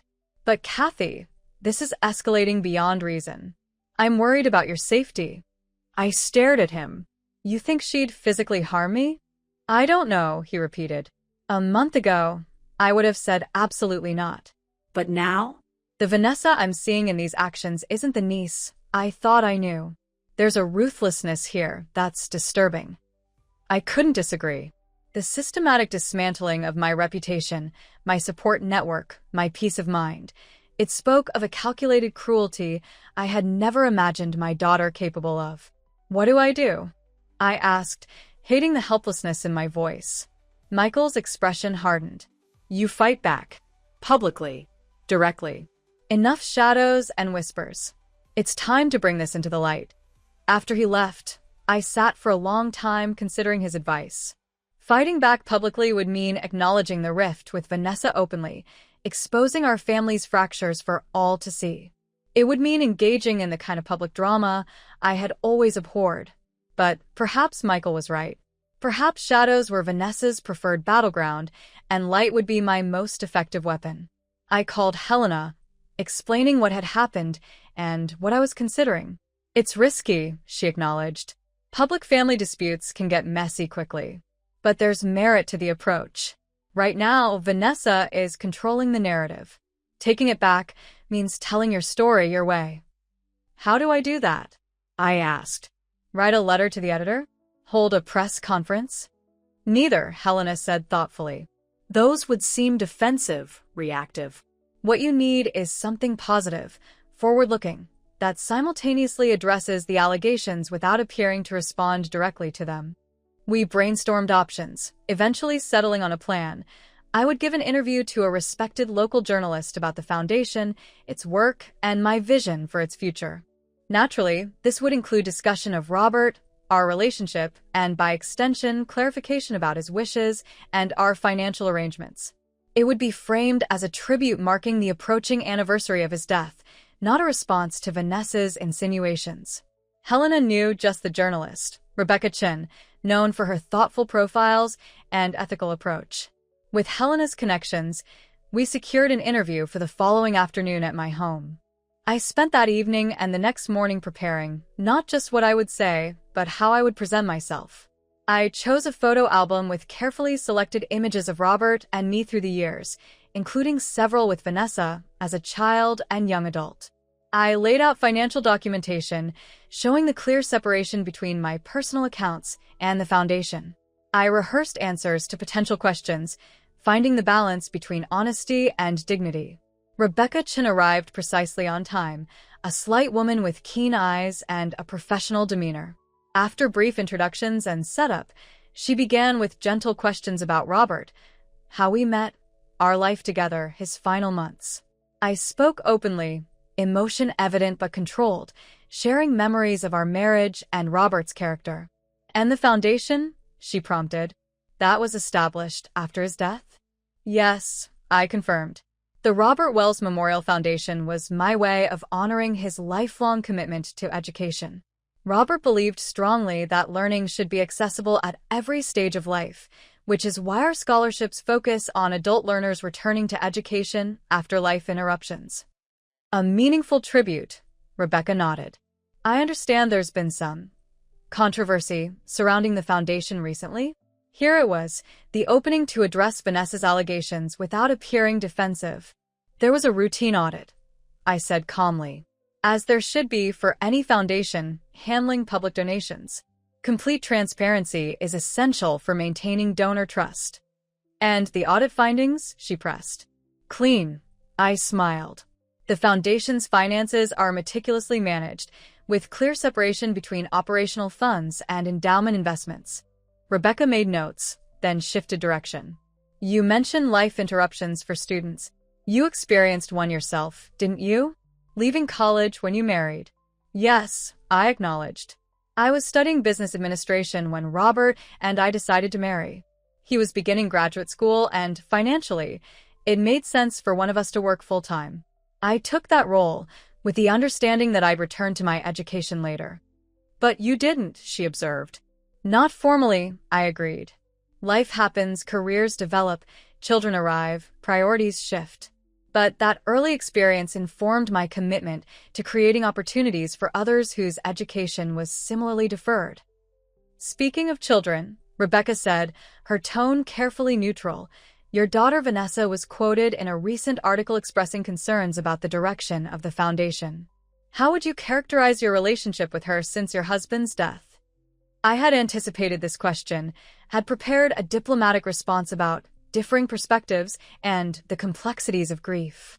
But sitting there, with Robert's photos spread before me, I found I couldn't speak the careful half-truths I had rehearsed. "My relationship with Vanessa has become painful," I said instead, meeting Rebecca's eyes directly. "Grief affects everyone differently, and sometimes it reveals fractures in relationships that were perhaps always present but unacknowledged." Rebecca leaned forward slightly, sensing the story beneath my measured words. "Can you elaborate?" I took a deep breath. "After Robert died, Vanessa and her husband moved in with me, ostensibly to provide support during my grief. Over time, it became clear that their interest was less in my well-being and more in securing their inheritance, particularly this house. When I asked them to move out, the situation deteriorated rapidly." "How so?" "There have been attempts to challenge my mental competence, false claims about hidden wills, whisper campaigns questioning my financial decisions. The allegations against the foundation were part of a larger pattern of, I suppose you could call it, retaliation for my insistence on maintaining my independence." Rebecca's eyebrows rose. "Those are serious claims." "They are," I acknowledged, "and not made lightly. I have documentation of everything I've described, legal evaluations confirming my competence, foundation audit results, witness statements regarding the search for a non-existent, hidden will. I'm not asking you to simply take my word for it." For the next hour, I shared the evidence Helena and I had compiled, speaking candidly about Vanessa's escalating campaign against me. I was careful to present facts rather than emotions, to acknowledge the pain on both sides without casting Vanessa as a villain. I spoke of my hope that eventually, with time and distance, some healing might be possible. "What would you want Vanessa to know if she reads this article?" Rebecca asked as we concluded. I considered the question carefully. "That I love her, that I always will, that the door remains open for reconciliation, but not at the cost of my autonomy or dignity, and that Robert would have wanted both of us to find peace, even if it's not the peace we once imagined together. After Rebecca left, I felt drained but oddly liberated. For months, I had been reacting to Vanessa's moves, defending against her attacks. For the first time, I had taken control of the narrative, had spoken my truth without shame or apology. The article was published 3 days later in the Sunday edition, a 4-page spread with a headline, Honoring Robert, a widow's journey through grief, betrayal, and renewal. It was thoughtful, balanced, and unflinching in its presentation of both the Foundation's work and the personal struggles behind it. Rebecca had included quotes from multiple sources: Michael, Helena, Dr. Levinson, even Pastor Johansson, who somewhat sheepishly acknowledged being perhaps misled about certain family dynamics. The Foundation audit results were cited directly, as were the findings of my neuropsychological evaluation. The evidence was presented clearly, but without sensationalism, allowing readers to draw their own conclusions. Most powerful was the final section, where Rebecca had interviewed several recipients of Foundation scholarships, adults who had returned to education after divorce, job loss, or family caretaking responsibilities. Their stories of transformation and hope provided a poignant counterpoint to the personal drama, reminding readers of the real impact of Robert's legacy. The response was immediate and overwhelming. By Sunday afternoon, my phone was buzzing constantly with messages of support from friends, acquaintances, even strangers moved by the article. The Foundation received a surge of donations, many accompanied by notes expressing admiration for its mission and leadership. Even Thomas Reeves called, his voice thick with emotion. "Catherine, I owe you an apology. A profound one. I let myself be manipulated, and in doing so, I betrayed both you and Robert's memory. I hope someday you can forgive me." "It's a start, Thomas," I said, neither accepting nor rejecting his apology outright. "Let's focus on the Foundation's work going forward." By Monday, the tide of public opinion had shifted decisively. The whispers hadn't stopped entirely, but they had lost their power. People greeted me warmly at the grocery store, the community center welcomed me back to public-facing volunteer roles, and Pastor Johansson personally invited me to help plan the upcoming church fundraiser. I accepted these overtures with grace, but not without memory. The fair-weather nature of community support had been revealed, and while I valued the restoration of my public standing, I no longer depended on it for validation. What I hadn't expected was the impact on my relationship with Robert's memory. Speaking so openly about our life together, our love, our shared values, it had shifted something in my grief. The pain was still there, but it was no longer tangled with anxiety and isolation. I could feel Robert's presence, not as a wound, but as a strength, a foundation upon which I was building a new life. On Tuesday evening, as I was preparing dinner, the doorbell rang. I opened it to find Reed standing on my porch, his expression grave. "Catherine," he said formally, "may I come in? I need to talk to you about Vanessa." I hesitated, then stepped aside. Whatever was coming, it was better to face it directly. Reed declined my offer of tea, sitting stiffly on the edge of the sofa, where once he had lounged comfortably as a son-in-law rather than an adversary. "I've left her," he said without preamble. "Moved out yesterday. Filed for separation this morning." I stared at him, genuinely shocked. "Because of the article?" "Because of everything," he sighed, suddenly looking exhausted. The article was just the final straw.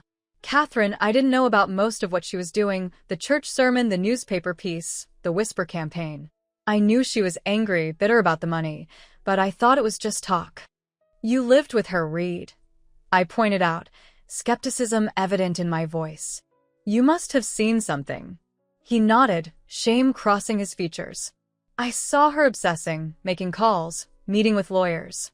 But she told me it was about establishing our future, securing what was rightfully ours. I chose to believe her because it was easier than confronting the truth. Which is that she's consumed by this," he said quietly. "That nothing, not our marriage, not her career, not even her own happiness, matters as much as punishing you for defying her. It's not healthy, Catherine." And after reading that article, seeing the full extent of what she's been doing, I realized I couldn't be part of it anymore. I studied him, looking for signs of deception. Finding none, I asked, "Why are you telling me this?" Reed met my gaze directly. "Because I'm worried about what she might do next." The article didn't shame her into stopping. It enraged her. She was not herself last night, talking about how you'd pay for embarrassing her publicly, how she'd make sure you couldn't enjoy the money. I've never seen her like that before. A chill ran through me. "Are you saying you think she might be dangerous?" "I don't know," he admitted, echoing Michael's words from days earlier. "I hope not, but I felt you should be warned." After Reed left, I called Helena, then Michael, relaying the conversation and my growing concerns. Both promised to come over immediately, Helena bringing legal documents for a restraining order, Michael insisting on staying the night as a precaution. As I waited for them, I moved through the house, checking locks, drawing curtains, feeling like a prisoner in my own home. The victory of the article, the restoration of my reputation, it all seemed hollow in the face of this new, more immediate threat. What would Vanessa do next? How far would she go to punish me for denying her what she believed was rightfully hers? The questions circled in my mind, finding no answers, only growing fear. The doorbell rang again, startling me from my thoughts. Too soon for Helena or Michael to have arrived. I approached cautiously, peering through the peephole. Vanessa stood on the porch, alone, her face composed but her eyes burning with an emotion I couldn't name. "Mom," she called, knowing I was there. "We need to talk." Now. I stepped back from the door, my heart racing. Through the wood and glass that separated us, my daughter had never felt more like a stranger, or more of a threat. "Mom," her voice rose, taking on a sharp edge. "Open the door. You've had your say in the papers. Now it's my turn." I remained silent, my phone in hand. 911 pre-dialed, but not yet called. "Fine," she said after a moment, her voice suddenly calm again. "Have it your way. But this isn't over. Not by a long shot." I watched through the peephole as she placed something on the porch, an envelope, before turning to leave. Only when her car had pulled away did I cautiously open the door, retrieving the envelope with trembling fingers. Inside was a single sheet of paper. Not a threat, not a demand, but a legal document, a petition for the exhumation of Robert's remains. At the bottom, a handwritten note in Vanessa's precise script. "Still think there's no hidden will, Mother? Let's find out what else Dad kept hidden." The petition for exhumation slipped from my fingers, fluttering to the floor like a death sentence. My legs gave way beneath me, and I sank to my knees in the entryway, a strangled sound escaping my throat. This wasn't just another attack. This was desecration. This was Vanessa reaching beyond life itself to use Robert against me. Subscribe right now if you want to see how I handle this nightmare. Trust me, you won't believe what happens next when someone crosses the ultimate line. I was still kneeling there when Helena arrived, legal documents for restraining order in hand. She took one look at my face and rushed to my side. "Catherine? What happened?" Wordlessly, I pointed to the paper on the floor. She picked it up, her expression shifting from concern to horror as she read. "My God," she whispered. I've never." "Can she do this?" I asked, my voice hollow. "Can she actually have his body exhumed?" Helena helped me to my feet, guiding me to the couch before answering. "Legally, it's possible, but extremely difficult. Exhumation requires compelling reasons, suspected foul play, cemetery relocation, or identification issues. A vague claim about a hidden will wouldn't typically qualify." "But she's filed the petition," I said. "That means she found a judge willing to at least consider it." "Or she's bluffing," Helena countered. "This could be just a document she created to frighten you. Let me make some calls." While Helena stepped into the kitchen to contact her legal connections, Michael arrived, alarmed to find me pale and shaking on the couch. When I explained what had happened, his face darkened with fury. "This ends now," he said firmly. "No more playing defense. No more high road. Vanessa has gone too far." "I agree," Helena said, returning from the kitchen. "And I have news. The petition is real, filed this morning with Judge Franklin Winters." He hasn't ruled on it yet, but the mere filing is public record now. Franklin Winters? Michael frowned. Isn't he? Yes, Helena nodded grimly. Reed's uncle. Retired from full bench duties, but still handling special petitions. I stared at them, the implications sinking in. You think Reed lied? That his visit was part of this plan? I think it's a remarkable coincidence that he warns you about Vanessa's unstable state. Then she files a petition with his uncle as presiding judge, Helena said carefully. Whether he's actively complicit or being manipulated himself, I can't say. What do we do? I asked, desperation creeping into my voice. First, we file an emergency motion to dismiss the petition, Helena said decisively. Second, we request a restraining order against both Vanessa and Reed. Third, we prepare for the possibility that Judge Winters might actually grant the exhumation request. And if he does? The thought was almost unbearable. Then we appeal immediately and request a stay, Helena assured me. Catherine, I won't lie, this is going to be ugly. But I promise you, we will fight this with everything we have. Michael sat beside me, taking my hand. You're not alone, Kathy. Not for a second. The next 24 hours passed in a blur of legal maneuvers. Helena worked tirelessly, filing our emergency motion to dismiss and personally delivering the papers requesting a restraining order. Michael stayed with me, fielding calls, screening visitors, maintaining a protective presence. By evening, news of the exhumation petition had somehow leaked to local media. My phone rang constantly with calls from reporters seeking comment. Social media exploded with speculation, much of it cruelly aimed at me. The narrative Vanessa had carefully constructed, of a grieving widow who had lost touch with reality, who was vindicatively withholding her daughter's inheritance, found fertile ground in public imagination. Don't read the comments, Michael advised, taking my phone away after finding me scrolling through a particularly vicious Facebook thread. None of those people know you or the truth. But they think they do, I said numbly. That's the power of Vanessa's lies. They feel true enough to believe. The restraining order was granted the following morning, a small victory in the larger battle. Vanessa and Reed were legally prohibited from coming within 500 feet of me, my home, or the Foundation offices. But Judge Winters had not yet ruled on the exhumation petition, leaving us in an agonizing limbo. He's dragging it out deliberately, Helena fumed when she called with the update. Creating maximum stress and public spectacle. Is there anything else we can do? I asked. Actually, yes, she said, determination in her voice. I've been doing some research on Judge Winters. He's had ethics complaints filed against him before for conflicts of interest in cases involving family members. I think we should file a motion for his recusal based on his relationship with Reed. Would that work? It would certainly delay things, Helena said, and potentially get the case reassigned to a less biased judge. Do it, I said firmly. The motion for recusal was filed that afternoon. By evening, local news outlets were reporting on this new development, framing it as an escalation in what they were now calling the Wells family feud. The invasion of privacy was excruciating, but I found a strange strength growing within me, a steel core of resolve that Vanessa's actions had unwittingly forged. This isn't just about the money anymore, I told Michael as we shared a quiet dinner that night. It's about stopping Vanessa from using Robert's memory, his very remains, as weapons. He deserves better. And so do I. Michael studied me with concern. You know this could get worse before it gets better, right? If the recusal motion succeeds, Vanessa might escalate further. I know, I said. But I'm done being afraid of what she might do next. Whatever it is, we'll face it.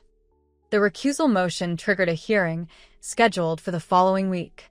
In the meantime, I received an unexpected visitor, Eleanor, Michael's wife and my sister-in-law, who had been visiting her sister in Arizona during the initial chaos. I came as soon as I heard, she said, embracing me tightly on the doorstep. Michael told me everything. That girl has lost her mind. Eleanor's blunt assessment startled a laugh from me, the first in what felt like ages. That's one way to put it. It's the only way, she insisted, following me inside. Honestly, Catherine, I never thought Vanessa had this in her. She was always a bit entitled. Yes, but this level of cruelty? It's pathological. I nodded sadly. I keep asking myself where I went wrong. What I missed in raising her that allowed this darkness to take root. Stop that right now, Eleanor said firmly. You were a wonderful mother. You and Robert both were excellent parents. Whatever's driving Vanessa now, it's not your failure, it's her choice. Eleanor's certainty was comforting, but doubt still gnawed at me. Had there been signs I'd missed? Moments where I could have guided Vanessa differently? The questions haunted my sleepless nights. The morning of the recusal hearing dawned clear and cold. I dressed carefully in a conservative navy suit, steel in my spine and ice in my veins. Helena had prepared me extensively, explaining that I might be called to testify about my relationship with Judge Winters and why I believed he couldn't be impartial. The courthouse steps were crowded with reporters and curious onlookers. Michael and Eleanor flanked me like bodyguards as we made our way inside, ignoring shouted questions and camera flashes. Helena met us in the lobby, her expression cautiously optimistic. Judge Winters tried to get the hearing canceled this morning, she murmured as we walked toward the courtroom. Claimed it was a waste of judicial resources. That suggests he's feeling pressure. Good, I said, surprising myself with the hardness in my voice. The courtroom was packed. I spotted Vanessa immediately, sitting in the front row beside Reed, both dressed as if for a funeral. She didn't turn when we entered, but Reed glanced back, his expression unreadable before he quickly looked away. Judge Winters entered, a tall man with Reed's same square jaw and calculating eyes. He surveyed the courtroom with barely concealed annoyance before taking his seat. This hearing, he began without preamble, is to address a motion for recusal filed by Catherine Wells, who alleges that I cannot be impartial in ruling on the petition for exhumation filed by Vanessa Wells Porter due to my familial relationship with Reed Porter. Is that correct, Counselor? Helena rose smoothly. Yes, Your Honor. We contend that your position as Mr. Porter's uncle creates, at minimum, the appearance of bias, which alone is grounds for recusal under judicial ethics guidelines. Judge Winters' mouth tightened. And what evidence do you have of actual bias, beyond this family connection? With respect, Your Honor, Helena replied, the appearance of bias is sufficient grounds.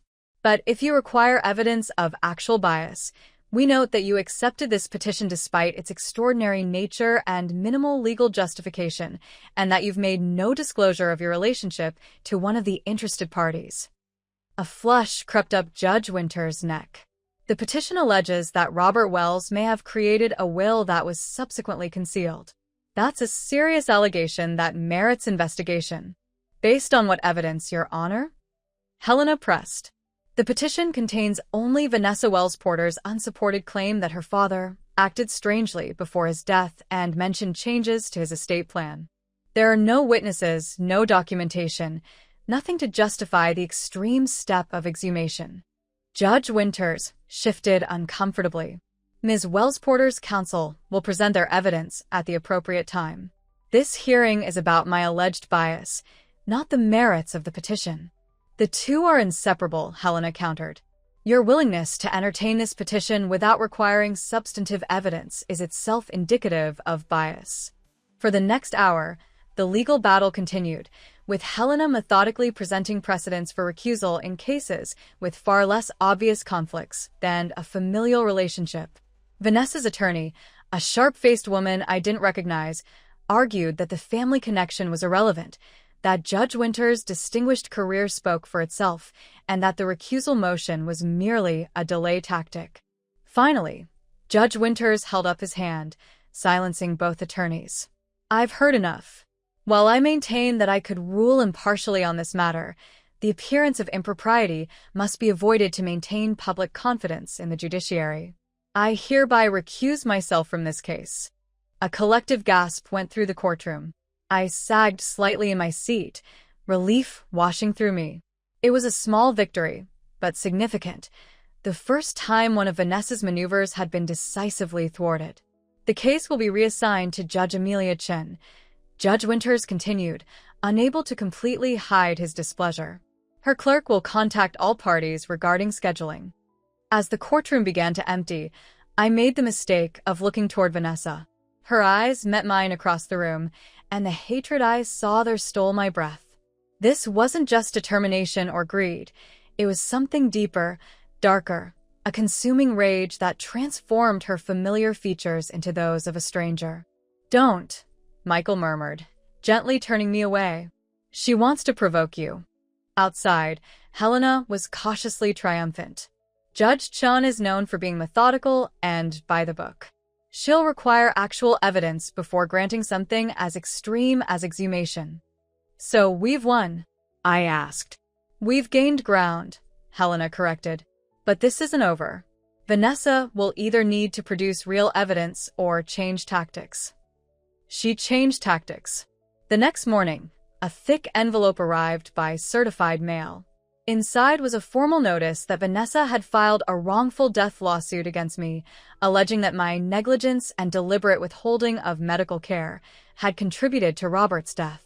I stared at the document in disbelief, my hands shaking so badly that the papers scattered across the kitchen floor. This wasn't just a lie, it was obscene. I had been with Robert every moment during his final illness, had advocated fiercely for his care, had held him as he took his last breath. I called Helena immediately, my voice breaking as I explained the new development. "I'll be right over," she said, alarm evident in her tone. "Don't speak to anyone else about this, Catherine. Not even Michael yet. This is serious." When she arrived 30 minutes later, her expression was grim but focused. She read through the complaint carefully, making notes as she went. "The allegations are specific," she observed.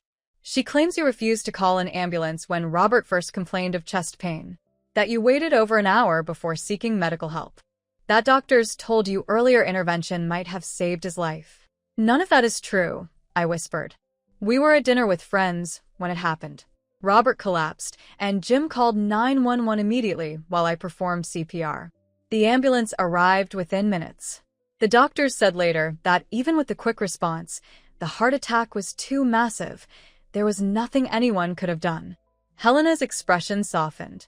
"I believe you, Catherine, and we have ways to prove it. The ambulance call will have been logged. The hospital records will show the timeline. Your dinner companions can testify to what happened." "But why?" I asked, anguish overcoming my shock.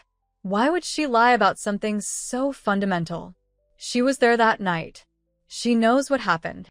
"Actually," Helena said carefully, "according to this complaint, she wasn't there. She alleges that you called her after Robert was already at the hospital, by which time it was too late." I shook my head in disbelief. That's not true either. She and Reed were out of town that weekend, in Boston for a conference.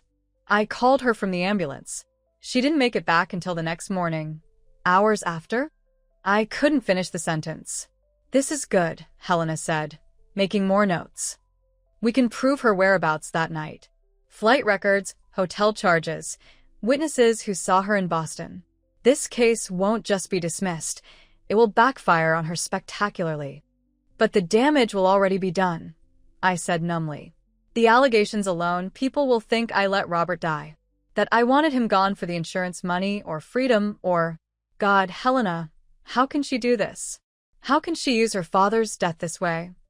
Helena had no answer, just quiet determination as she began making calls, mobilizing her legal team to respond to this new attack. By afternoon, she had assembled a devastating rebuttal, statements from the friends we'd been dining with, ambulance dispatch records showing the immediate response, preliminary hospital notes documenting Robert's condition on arrival, and even receipts proving Vanessa and Reed had indeed been in Boston that night. "We'll file a motion to dismiss tomorrow," she assured me. "And we'll request sanctions against Vanessa and her attorney for filing a frivolous lawsuit they knew contained false allegations." "Will that be enough?" I asked. Helena hesitated. "To get the case dismissed, yes. To stop Vanessa, I don't know. Catherine, we need to consider that she may be genuinely unstable at this point. These are the actions of someone thinking rationally." The thought had occurred to me as well. The escalating nature of Vanessa's attacks, their increasing detachment from reality, It suggested something beyond mere greed or revenge. But acknowledging that possibility opened a door I wasn't sure I was ready to walk through. If Vanessa was truly unstable, what was my responsibility as her mother? What could I even do when she had made herself my adversary? I was still wrestling with these questions the next day when Michael called with disturbing news.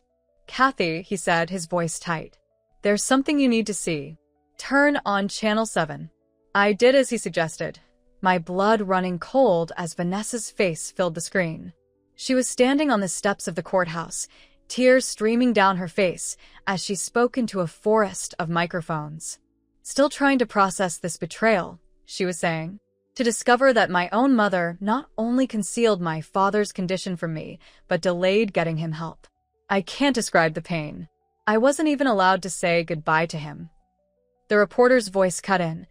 "Mrs. Porter, these are serious allegations against your mother. What evidence do you have?" Vanessa's expression hardened beneath her tears. "Medical records that show the extent of damage from delayed treatment.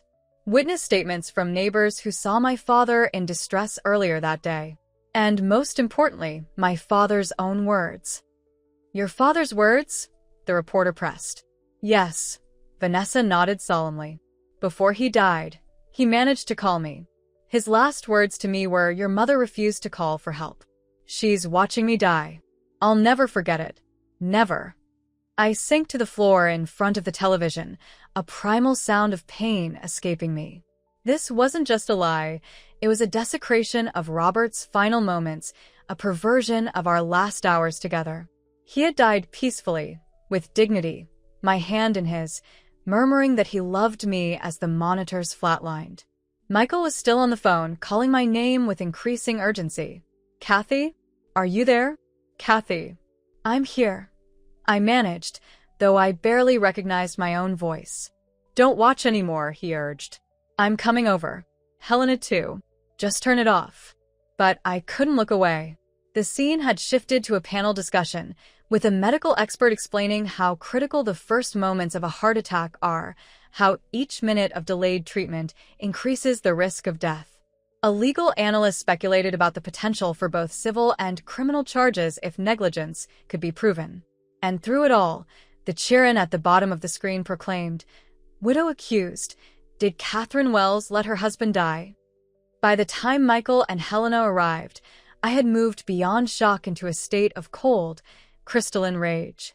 This wasn't just an attack on me anymore. It was an attack on Robert, on the sacred truth of how he lived and died. Something fundamental had shifted inside me.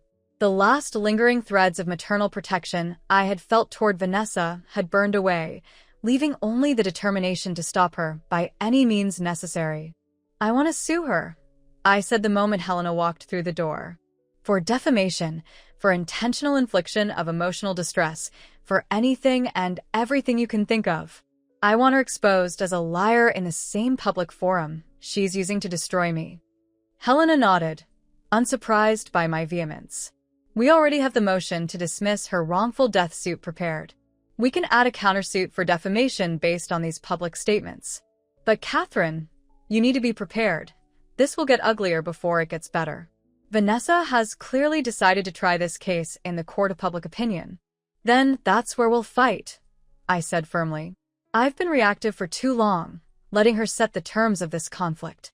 No more. I want a press conference of my own. Today." Michael looked concerned. "Kathy, are you sure? You're understandably emotional right now." "I'm not emotional," I corrected him. "I'm clear. For the first time since this nightmare began, I see exactly what needs to be done. Vanessa is counting on my shame, my privacy, my reluctance to air family disputes publicly. She thinks those values will keep me silent while she destroys me. She's wrong." Helena studied me for a moment, then nodded decisively. "I'll make the arrangements. But we do this right, prepared, strategic, with evidence in hand. No raw emotion, no matter how justified. Facts, timeline, witnesses. We destroy her lies with irrefutable truth." The next few hours passed in a whirlwind of preparation. Helena's team assembled a comprehensive evidence packet for the media, medical records, with sensitive details redacted, The ambulance dispatch log, statements from our dinner companions that night, and flight records proving Vanessa had been in Boston. Michael contacted trusted friends who had been with us in the hospital, asking them to attend the press conference as moral support and potential witnesses. I rehearsed my statement with Helena, finding the balance between righteous indignation and dignified grief. We decided to hold the press conference at the foundation offices rather than my home or Helena's law firm, neutral ground that nevertheless connected me to Robert's legacy of service rather than to legal battles. By 4 p.m., everything was in place. The conference room was filled with reporters, cameras, and a solid row of supporters in the back, friends, foundation board members, even Pastor Johansson, whose presence sent a clear message about where the moral authority in this conflict now resided. Helena spoke first, introducing herself as my attorney and outlining the evidence that would be distributed to all media outlets. She was crisp, factual, and devastating in her methodical dismantling of Vanessa's timeline. The records you're receiving prove conclusively that Catherine Wells called 911 immediately when her husband collapsed, that the ambulance arrived within 7 minutes, that Robert Wells received state-of-the-art cardiac care within the critical first hour, and that despite these prompt interventions, his heart attack was, in the attending physician's words, catastrophic and unsurvivable. She paused, letting the facts settle over the room. You will also find evidence that Vanessa Wells Porter was not present that night, nor did she receive any phone call from her father. She was in Boston, attending a conference with her husband, a fact confirmed by hotel records, credit card charges, and witness statements. Helena then introduced me, stepping aside as I took her place at the podium. The cameras flashed, momentarily blinding me, but I found my focus, looking directly into the main television camera. "My name is Catherine Wells," I began, my voice steady despite the emotion churning beneath. 10 months ago, I lost my husband of 34 years to a massive heart attack. Robert was the love of my life, my partner in all things, the father of our daughter. His death was sudden, painful, and changed my life forever. I paused, taking a steadying breath. Since then, I have been subjected to a campaign of harassment, false accusations, and public humiliation by that same daughter, Vanessa. I have remained largely silent, hoping that time and distance might bring healing. That silence ends today. For the next 15 minutes, I laid out the full story: Robert's death, my grief, Vanessa and Reed moving in, the family dinner confrontation, the lottery win, and the escalating attacks that followed. I was candid about the pain of watching my daughter transform into someone I no longer recognized, someone capable of weaponizing her father's death for financial gain. The allegations Vanessa made this morning are not just false, they are an obscenity, I said, emotion finally creeping into my voice. Robert died surrounded by love, with dignity and care. To suggest otherwise, to fabricate a story of neglect and cruelty, is to desecrate his memory and the sacred trust of our marriage. I looked directly into the camera again. Vanessa, if you're watching, this stops now. The lawsuits, the petitions, the public accusations, all of it. You have become so consumed by what you believe I've taken from you that you've sacrificed everything your father, and I try to teach you about integrity, compassion, and family. My voice softened slightly. I will always be your mother. I will always love the child you were and hope for healing for the woman you've become. But I will not allow you to dishonor your father's memory or destroy what remains of my life. The evidence being distributed today proves that your public statements are not just mistaken, they are deliberately, maliciously false. I stepped back from the podium, making way for Jim and Diane Collier, the friends who had been with us when Robert collapsed. They described the evening in detail: the dinner, Robert's sudden collapse, my immediate response, the CPR I performed while Jim called 911, the agonizing ambulance ride. Catherine never left his side, Diane emphasized, tears in her eyes. Not for a moment. She was holding his hand when he passed. To suggest she delayed getting help or was somehow negligent it's monstrous. It's a lie. As the press conference concluded, Helena announced that we had filed not only a motion to dismiss Vanessa's wrongful death suit, but a countersuit for defamation, intentional infliction of emotional distress, and malicious prosecution. The amount we were seeking in damages was substantial, $5 million, precisely matching my lottery winnings. This is not about money, Helena clarified. It's about accountability.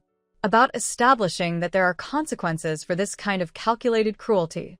The media response was immediate and overwhelming. By evening, the major local stations were leading with our press conference, presenting the evidence Helena had provided and noting the stark contrast between Vanessa's emotional accusations and our documented facts. Legal analysts questioned how Vanessa's attorney could have filed such a clearly frivolous lawsuit, with several suggesting potential ethics violations. Most painfully for Vanessa, I suspected, was the shift in public sentiment. Comment sections and social media, which had been divided or even hostile toward me that morning, were now overwhelmingly supportive. The narrative had flipped. I was no longer the greedy widow hoarding wealth, but the grieving wife defending her husband's memory against a daughter's ruthless lies. The following day, Vanessa's attorney filed a motion to voluntarily dismiss the wrongful death lawsuit, a clear admission that they knew it couldn't withstand scrutiny. But the damage to Vanessa's credibility was already done. Judge Chun, now handling the exhumation petition, issued an order requiring Vanessa to appear for a hearing to show cause why the petition shouldn't be dismissed as frivolous and sanctions imposed. "We're winning," Helena said when she called with the news. On all fronts. Vanessa overplayed her hand with these false allegations, and it's backfiring spectacularly. "Good," I said, feeling not triumph, but a weary relief. Maybe now she'll stop. But deep down, I knew better. Vanessa had invested too much, burned too many bridges, to simply walk away. Defeat would only make her more desperate. That night, I woke to the smell of smoke. At first, I thought I was dreaming, a nightmare triggered by stress and exhaustion. But the acrid scent grew stronger, and a faint crackling sound reached my ears. Fully awake now, I sat up, alarmed to see an orange glow visible beneath my bedroom door. Fire. I scrambled out of bed, grabbing my phone and robe. When I touched the door, it was warm but not hot. I cracked it open carefully, peering into the hallway. Smoke billowed up the stairs, thick and dark, but the fire itself seemed to be downstairs, in the living room or kitchen. My first instinct was to try to reach the stairs, to escape through the front door, but the density of the smoke made me hesitate. Instead, I retreated into my bedroom, closing the door and stuffing a towel along the bottom to block the smoke. I dialed 911 with shaking fingers. 911, what's your emergency? 4 I Guest. My house is on fire. I'm trapped upstairs. The dispatcher took my address and assured me help was on the way. Stay on the line with me, ma'am. Are you in a room with a window? Yes, my bedroom. Can you open the window? I hurried to comply, pushing up the sash and gulping the cool night air. Below, I could see flames flickering in my kitchen window. The fire was growing rapidly. Fire department is 3 minutes out, the dispatcher informed me. Is there a porch roof or any flat surface outside your window you could climb onto? I assessed my options. Yes, there's a small roof over the back porch. It's about 6 feet below my window. If you feel the fire is getting closer, that might be your best exit route, the dispatcher advised. But only as a last resort. The firefighters will be there very soon. As if on cue, I heard sirens in the distance growing louder. Relief flooded through me, followed immediately by a new fear. This fire, it couldn't be coincidence. Not after everything that had happened. Not after Vanessa's threats. Ma'am, the dispatcher's voice brought me back to the present danger. The fire department has arrived. They'll come find you. Stay at the window so they can see you. I watched as fire trucks pulled up, emergency lights painting the night in flashes of red. Firefighters spilled out, some directing hoses toward the flames now clearly visible in my kitchen and living room, others entering with breathing apparatus to search for occupants. One firefighter spotted me at the window and signaled to others. Minutes later, They were guiding me down a ladder to safety, wrapping a blanket around my shoulders as I stood shivering on the lawn, watching my home burn. "Anyone else inside?" a firefighter asked urgently. "No." I shook my head. "Just me." As the firefighters battled the blaze, a police officer approached, notebook in hand. "Ms. Wells? I'm Officer Ramirez. Can you tell me what happened?" I described waking to the smell of smoke, the fire's apparent origin in the kitchen or living room. "But I don't understand how it started," I concluded. "I'm careful about turning everything off before bed." Officer Ramirez's expression was carefully neutral. "We'll have fire investigators look into the cause once it's safe. In the meantime, is there someone you can stay with? Family or friends?" "My brother," I said, suddenly realizing I needed to call Michael. I should let him know what's happening. "Of course," the officer nodded. "Take your time. I'll have more questions later." As I moved away to make the call, I noticed a familiar car parked down the block, just at the edge of the emergency light's reach. A silver Audi, Reed's car. And beside it, a shadowy figure watching the scene unfold. A chill that had nothing to do with the night air ran through me. Was it possible? Had Vanessa escalated from character assassination to actual arson? The restraining order prohibited her from coming near my home, yet here she was, watching it burn. I pointed out the car and figure to Officer Ramirez, who immediately dispatched 2 officers to investigate. By the time they reached the spot, however, the car was pulling away, disappearing into the night before they could intervene. "Did you get a license plate?" Ramirez asked. "No, but I recognize the car," I said. "It belongs to my son-in-law, Reed Porter. My daughter Vanessa might have been with him. There's a restraining order prohibiting both of them from coming near my home."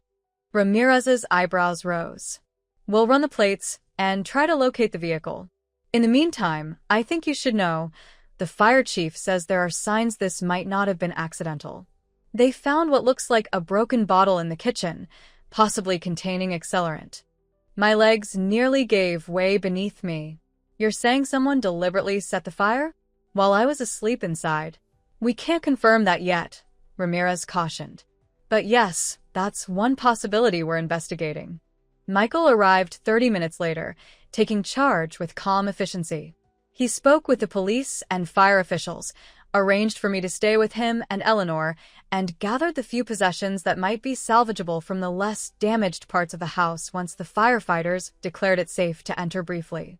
By dawn, the fire was fully extinguished, but the damage was extensive. The kitchen and living room were gutted, and smoke and water damage affected most of the house. The structure itself was still standing, but it would take months of repairs before it would be habitable again. "You'll stay with us as long as you need," Michael insisted as we drove to his home, the smell of smoke still clinging to my hair and the borrowed clothes Eleanor had brought. No arguments. I was too exhausted, too shocked to do anything but nod.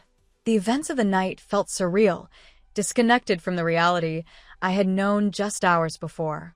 My home, the home I had shared with Robert, had fought so hard to keep, was now a charred shell. And somewhere out there, my daughter might have been responsible.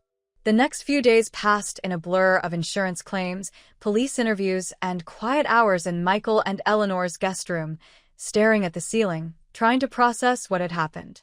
The fire investigation confirmed what Officer Ramirez had suspected. The blaze had been deliberately set, started with a Molotov cocktail thrown through the kitchen window. "We're treating this as attempted murder," Detective Sandra Liu informed me during a follow-up interview. "Whoever did this knew you were home. They chose the middle of the night when you'd likely be asleep, and they targeted the kitchen, blocking your most direct exit route." "My daughter," I said quietly. "Vanessa Porter. She's been threatening me, escalating those threats. She has a restraining order prohibiting her from coming near my home, yet a car matching her husband's was seen at the scene." Detective Liu nodded, making notes. "We're aware of the ongoing civil disputes between you. The restraining order is in our system. And yes, we're looking for Mr. Porter's vehicle. So far, they've both denied any involvement, claiming they were home all night." "Of course they did," I said bitterly. "Ms. Wells," Detective Liu said carefully, "I need to ask, is there anyone else who might want to harm you?" Any other conflicts or threats you're aware of? I shook my head. No. The only person who has explicitly threatened me is Vanessa. The detective nodded again. We'll continue investigating. In the meantime, I'd suggest staying somewhere unexpected, somewhere Vanessa wouldn't know to look for you. Just as a precaution. The advice was chilling but prudent. If Vanessa had indeed escalated to violence, staying with Michael, the first place she would look for me might be dangerous for all of us. Helena agreed when I called her with this concern. I have a lake house about an hour from the city, she offered. Very private, good security system. You could stay there while we sort this out. I can't impose on you like that, I protested. It's not an imposition, she insisted. I rarely use it this time of year. And frankly, Catherine, I'm worried. If Vanessa is behind the fire, and I think we both believe she is, then she's crossed a line that changes everything. This isn't just about money or reputation anymore. It's about your safety. I reluctantly agreed, and that evening, Michael drove me to Helena's lake house, taking a circuitous route to ensure we weren't followed. The property was beautiful, a modern cabin overlooking a small, secluded lake, surrounded by dense forest. Under different circumstances, it would have been a peaceful retreat.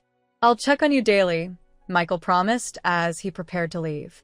And Helena will be in constant contact.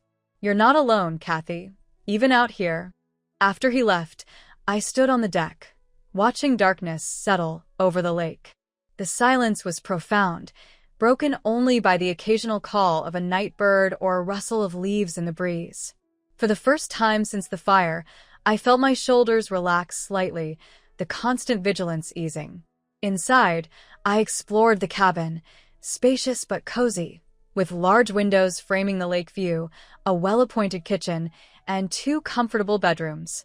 Helena had arranged for groceries to be delivered before my arrival, and the refrigerator was stocked with enough food for at least a week. I made myself a simple dinner and ate it on the deck, watching the stars emerge. The perspective was clarifying.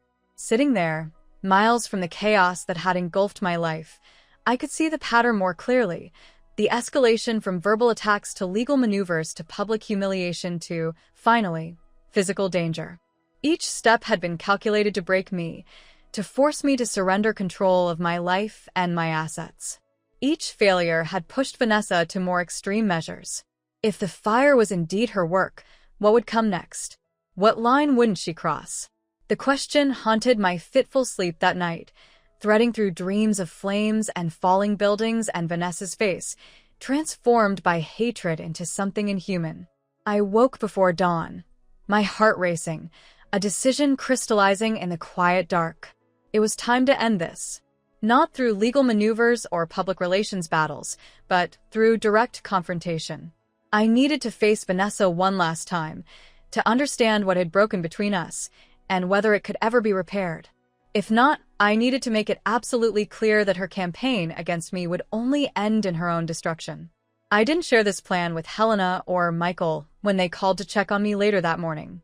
I listened to updates about the fire investigation, inconclusive but ongoing, the defamation lawsuit, proceeding rapidly, and the exhumation petition, scheduled for dismissal hearing the following week. I assured them I was safe and comfortable at the lake house, that I was finally getting some much-needed rest. All true as far as it went, but incomplete. That evening, after confirming that both Helena and Michael believed I was settled in for the night, I took Helena's car, she had left the keys in case of emergency, and drove back to the city. I didn't go to Michael's house, or my damaged home, or any place Vanessa might expect to find me. Instead, I went to the cemetery where Robert was buried. It was nearly midnight when I arrived, the gates technically closed but the side entrance for ground staff unlocked, as I had discovered during my many late-night visits in the early months after Robert's death. I made my way through the silent grounds to his grave, a simple headstone with his name, dates, and the inscription we had chosen together years before. Love endures all things. I sat beside the grave, drawing comfort from the proximity as I had so many times before. I don't know what to do, Robert, I whispered. Our daughter, she's become someone I don't recognize. Someone capable of terrible things. The night air was still, offering no answer but the gentle rustling of leaves in the old oaks that dotted the cemetery. I closed my eyes, imagining what Robert would say if he were here. He had always been the pragmatist to my idealist, the calm center in emotional storms. "She's lost, Kathy." I could almost hear him say. "Lost and angry and afraid. But that doesn't excuse what she's done. It doesn't mean you should sacrifice yourself to appease her." "I'm not giving her the money," I said aloud to the night. "That's not even the point anymore. This is about something deeper, something broken in her that money won't fix." Time slipped by as I sat there, working through my thoughts, finding clarity in the quiet communion with Robert's memory. I was so absorbed that I didn't hear the approaching footsteps until they were nearly upon me. "I thought I might find you here." Vanessa's voice came from behind me. I turned slowly, unsurprised despite the unexpectedness of her appearance. Some part of me had known this confrontation was inevitable, had perhaps even been seeking it unconsciously. She stood a few feet away, her face pale in the moonlight, her expression unreadable. "You always did come to him when you were troubled. How did you know I'd be here?" I asked, rising to my feet. "I've been watching the cemetery," she admitted. "Every night since the fire. Waiting for you." The calculation in this, the patient predation, sent a chill through me. Why, Vanessa? Why all of this? The lies, the lawsuits, the fire? The fire? She frowned slightly. "What are you talking about?" "Don't," I said sharply. "Don't insult both of us by pretending innocence now. Your car was seen at my house that night." "Reed's car," she corrected. "Reed was there, not me. He wanted to talk to you, to try again, to mediate between us. When he saw the fire, he panicked and left before the police could question him. He was afraid you'd assume exactly what you have, that we were responsible." I studied her face, looking for signs of deception. "And you expect me to believe that? After everything you've done?" "I don't expect you to believe anything anymore," she said, a curious flatness in her voice. "It doesn't matter. None of it matters now." Something in her tone alarmed me. It wasn't anger or defiance, it was resignation. The voice of someone who had moved beyond calculation to some final, irrevocable decision. "Vanessa," I said carefully, "whatever you're thinking of doing, don't. It's not too late to stop this, to find a way back." She laughed, a hollow sound in the night. "A way back to what, Mom? To being your daughter? To the family we were? That's gone. You destroyed it when you chose money over me." "I didn't choose money over you," I insisted. "I chose my independence, my dignity, my right to make my own decisions. You're the one who made it about money." "Because that's what it was always about," she cried, her voice rising. "Everything was always about money in our family. Dad working 2 jobs to pay for my college. You putting off your degree to support his career. The constant calculations, the trade-offs, the sacrifices. And then, when there was finally enough, when you won that lottery, you kept it all for yourself." Ich zerrte her, genuinely bewildered. "Is that really how you see it? Our family life as some sort of financial transaction?" "Isn't that how you saw it?" she countered. "Always counting the cost, reminding me of every sacrifice, making sure I knew exactly what you and Dad gave up for me." Her words hit me like a physical blow. Had I done that? Had my pride in providing for her, in overcoming financial challenges, somehow translated to her as a burden, a debt she could never repay?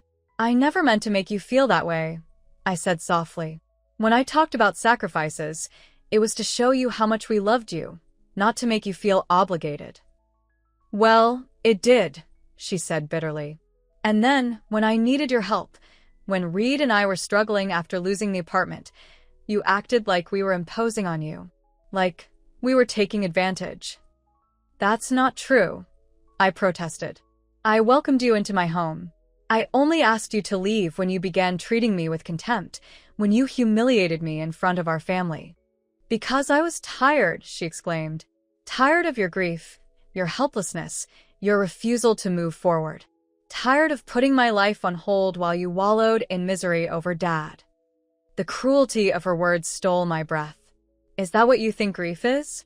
Wallowing? Your father was my husband for 34 years, Vanessa. Half of me died with him. And the other half was supposed to live for me, she said, as if it were the most obvious thing in the world. That's what parents do. They live for their children, not themselves. In that moment, I saw with perfect clarity the fundamental disconnect between us. Vanessa had always believed, perhaps, that my purpose as her mother was to subsume my own needs, desires, and identity into hers. That my life was merely a supporting role in the story, where she was the protagonist. No, I said firmly. That's not what parents do. We love our children, yes. We sacrifice for them, support them, guide them. But we don't cease to exist as independent beings with our own rights to happiness and self-determination. Save the therapy talk, she sneered. If that were true, you would have shared the lottery money. You would have helped us buy a house, start a family, build our future. Instead, you hoarded it all and threw us out like unwanted pets. I asked you to leave because you were disrespectful and manipulative, I corrected. Not because I wanted to hoard money. And after you left, your behavior only confirmed that decision was right. The whisper campaigns, the legal attacks, the public humiliation, those aren't the actions of someone who just wants financial help. They're the actions of someone who wants control. Control? She laughed incredulously. That's rich coming from you. The queen of control, the master manipulator who uses emotions like weapons. Well, guess what, Mom? I learned from the best. I shook my head, seeing now that there was no reasoning with her, no common reality we could agree upon. What do you want, Vanessa? Why are you here? She reached into her jacket pocket, and for one terrifying moment, I thought she might pull out a weapon. Instead, she produced a small metal box, tarnished with age. To give you this, she said, holding it out. I found it in Dad's things after he died. Hidden in his workshop, behind a loose brick in the wall. I've been saving it for the right moment. I took the box cautiously, my heart racing. What is it? Open it, she urged, a strange light in her eyes. See for yourself. With trembling fingers, I lifted the lid. Inside was a folded piece of paper. Old, yellowed, but carefully preserved. I unfolded it slowly, squinting to read the handwritten text in the dim moonlight.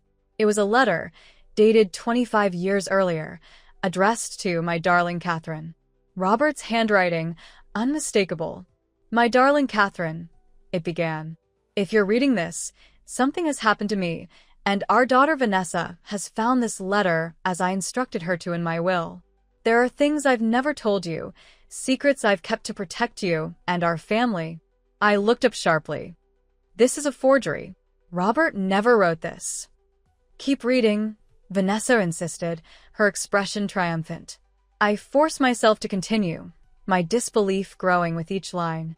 The letter described secret bank accounts in Switzerland, investments in offshore companies, a second family in Toronto, a whole fictional life that Robert had supposedly hidden from me for decades. This is absurd, I said when I finished. None of this is true. Robert never had secret accounts or another family. This is a clumsy attempt to gaslight me, to make me doubt everything I knew about my marriage. Are you sure? Vanessa pressed. How well did you really know him? Did you know he came to see me the week before he died? That he told me he was planning to leave you? Stop it, I said firmly. This isn't going to work, Vanessa. I knew your father better than anyone on earth. We had no secrets from each other. Everyone has secrets, she insisted. Even perfect Robert Wells. Even perfect you. I refolded the letter and placed it back in the box, handing it to her. Is this what the exhumation petition was about? Were you planning to plant this in his grave somehow? Discover it during the exhumation? Her expression confirmed my guess. It would have been poetic justice. The secrets coming literally from his grave. But why? I asked, genuinely bewildered. What would this accomplish beyond hurting me? Leverage, she said simply. Once I had proof of Dad's secret life, I could threaten to make it public unless you agreed to share the lottery winnings. Your precious reputation, your memories of your perfect marriage, all at risk unless you cooperated. The calculated cruelty of it, using Robert's memory, his very remains, as weapons against me, was breathtaking. And yet, there was something almost desperate in her scheme, something pathetically transparent. It wouldn't have worked, I said quietly. No one who knew Robert would have believed this fantasy, and forensic experts would have immediately identified the letter as a forgery. Maybe, she conceded, but it would have planted doubt, made people wonder. Sometimes that's enough. We stood in silence for a moment, the weight of her confession hanging between us. Finally, I asked the question that had been haunting me since the fire. Did you try to kill me, Vanessa? Did you set the fire that night? She held my gaze, something unreadable flickering in her eyes. Would you believe me if I denied it? I don't know, I admitted. I don't know if I can believe anything you say anymore. She nodded, as if this confirmed something for her. Then there's really nothing left between us, is there? No trust. No love. Nothing worth saving.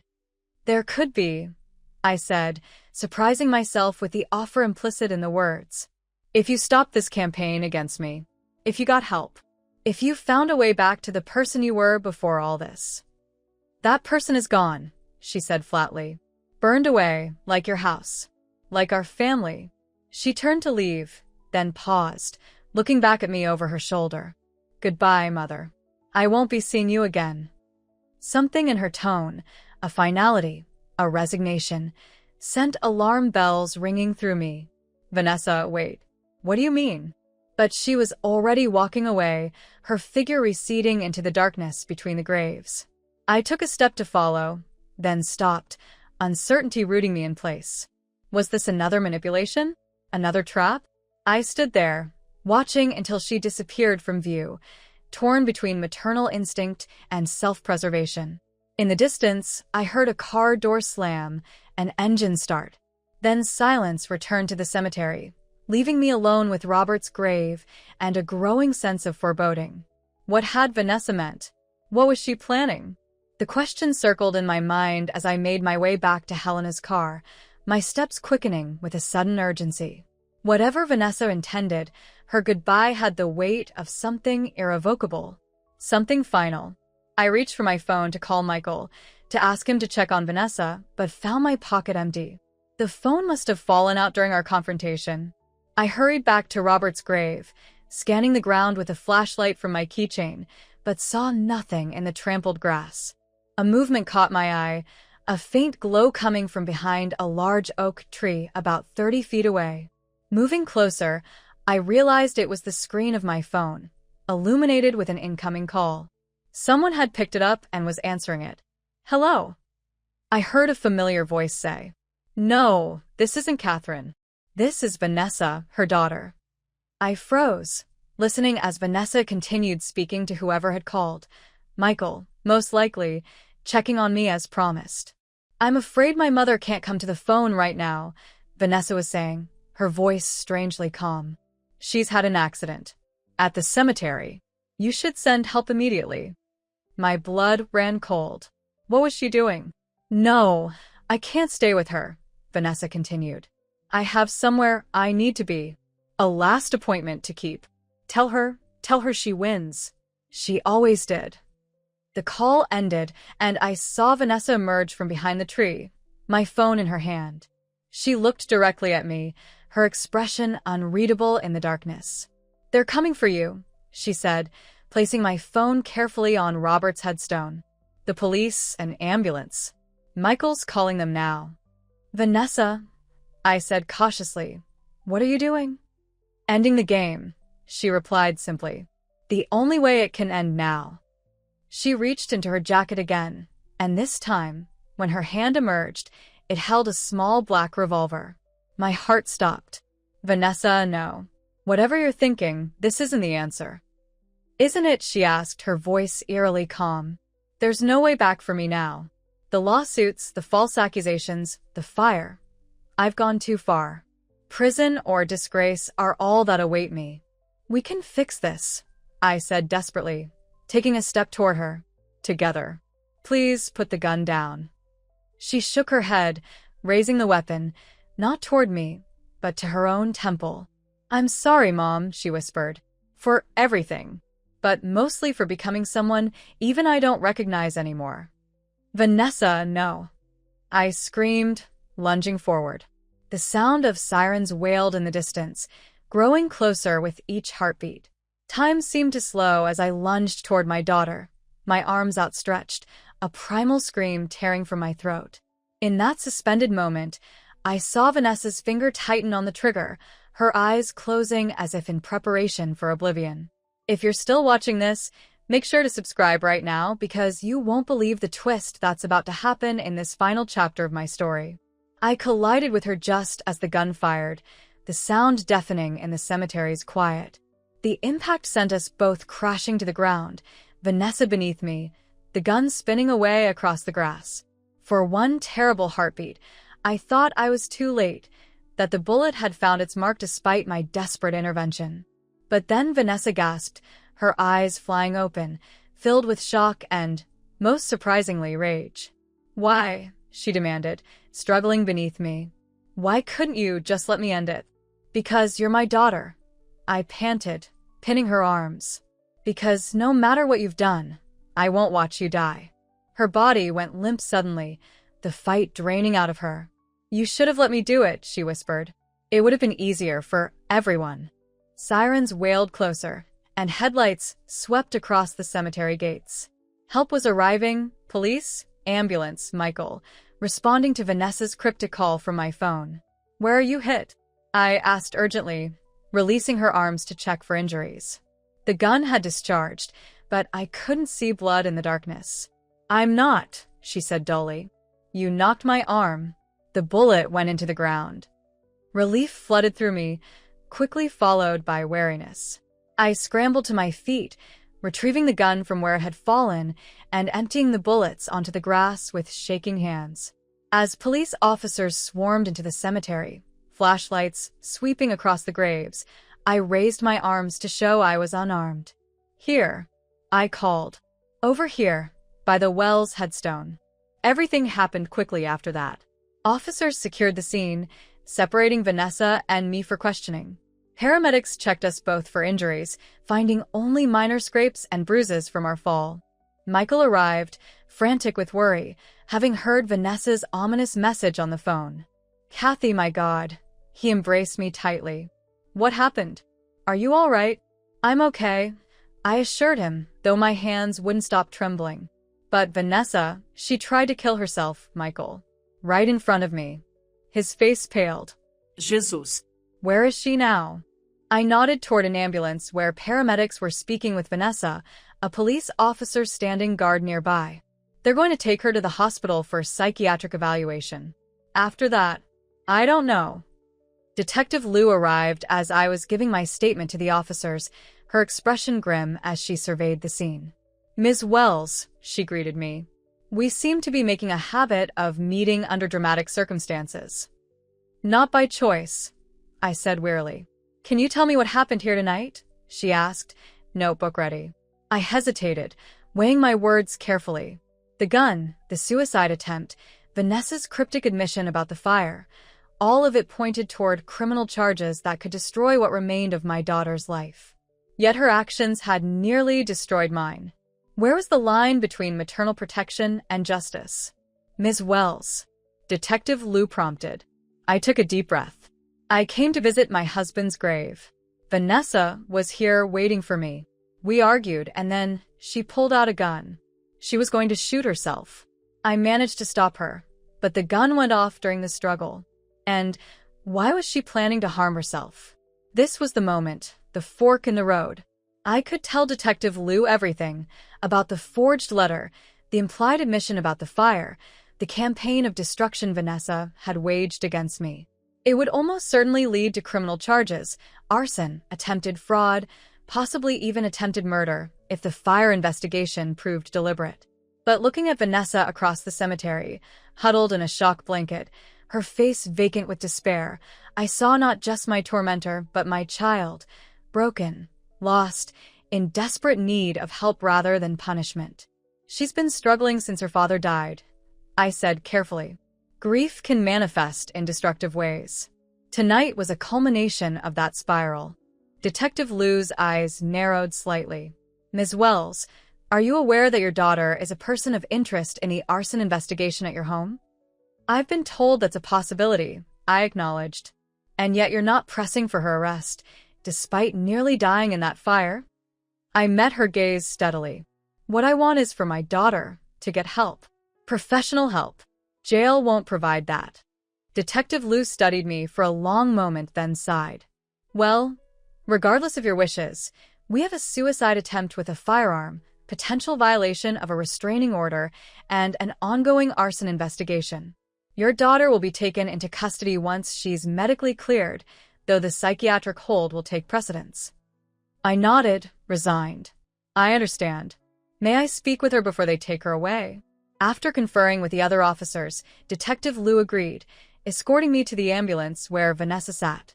She looked up as I approached, her expression unreadable. 2 minutes, Detective Liu said, stepping back to give us a semblance of privacy. I sat beside Vanessa on the ambulance's rear bumper, neither of us speaking for a moment.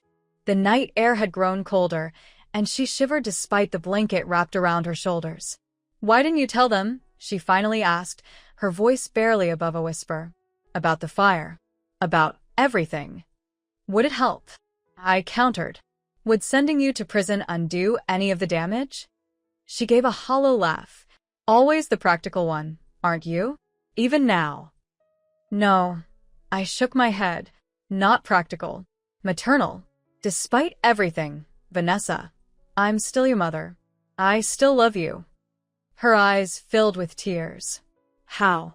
How can you possibly still love me after what I've done? Because love isn't a transaction, I said simply. It doesn't keep score or demand payment. It just is. A sob escaped her, the first genuine emotion I'd seen from her in months. I don't deserve it. Maybe not, I agreed. But you have it anyway, and what you do with that knowledge is up to you. The paramedics approached, indicating it was time to leave. As they helped Vanessa into the ambulance, she looked back at me, her face tear-streaked but somehow clearer, as if a fog had lifted. I'm sorry, she whispered, for everything. Whether it was genuine remorse or just the shock of the night's events, I couldn't tell. But it was the first apology she had offered that didn't sound calculated or strategic. It was a start, however small. The ambulance doors closed, and I watched as it drove away, lights flashing but sirens silent in the night. Michael came to stand beside me, his arm around my shoulders. You're protecting her, he observed quietly. Even now. Not protecting, I corrected. Choosing a different kind of justice. One that might actually heal something instead of just punishing. Helena arrived as we were preparing to leave, having been called by Michael during the chaos. Her expression was a mixture of shock, relief, and exasperation. Only you, she said, embracing me tightly, would respond to a murder attempt by trying to save the perpetrator. We don't know that she set the fire, I reminded her, though without much conviction. Helena raised an eyebrow. Don't we? Catherine, your compassion is admirable, but at some point there have to be consequences. There will be, I assured her, just not the ones you might expect.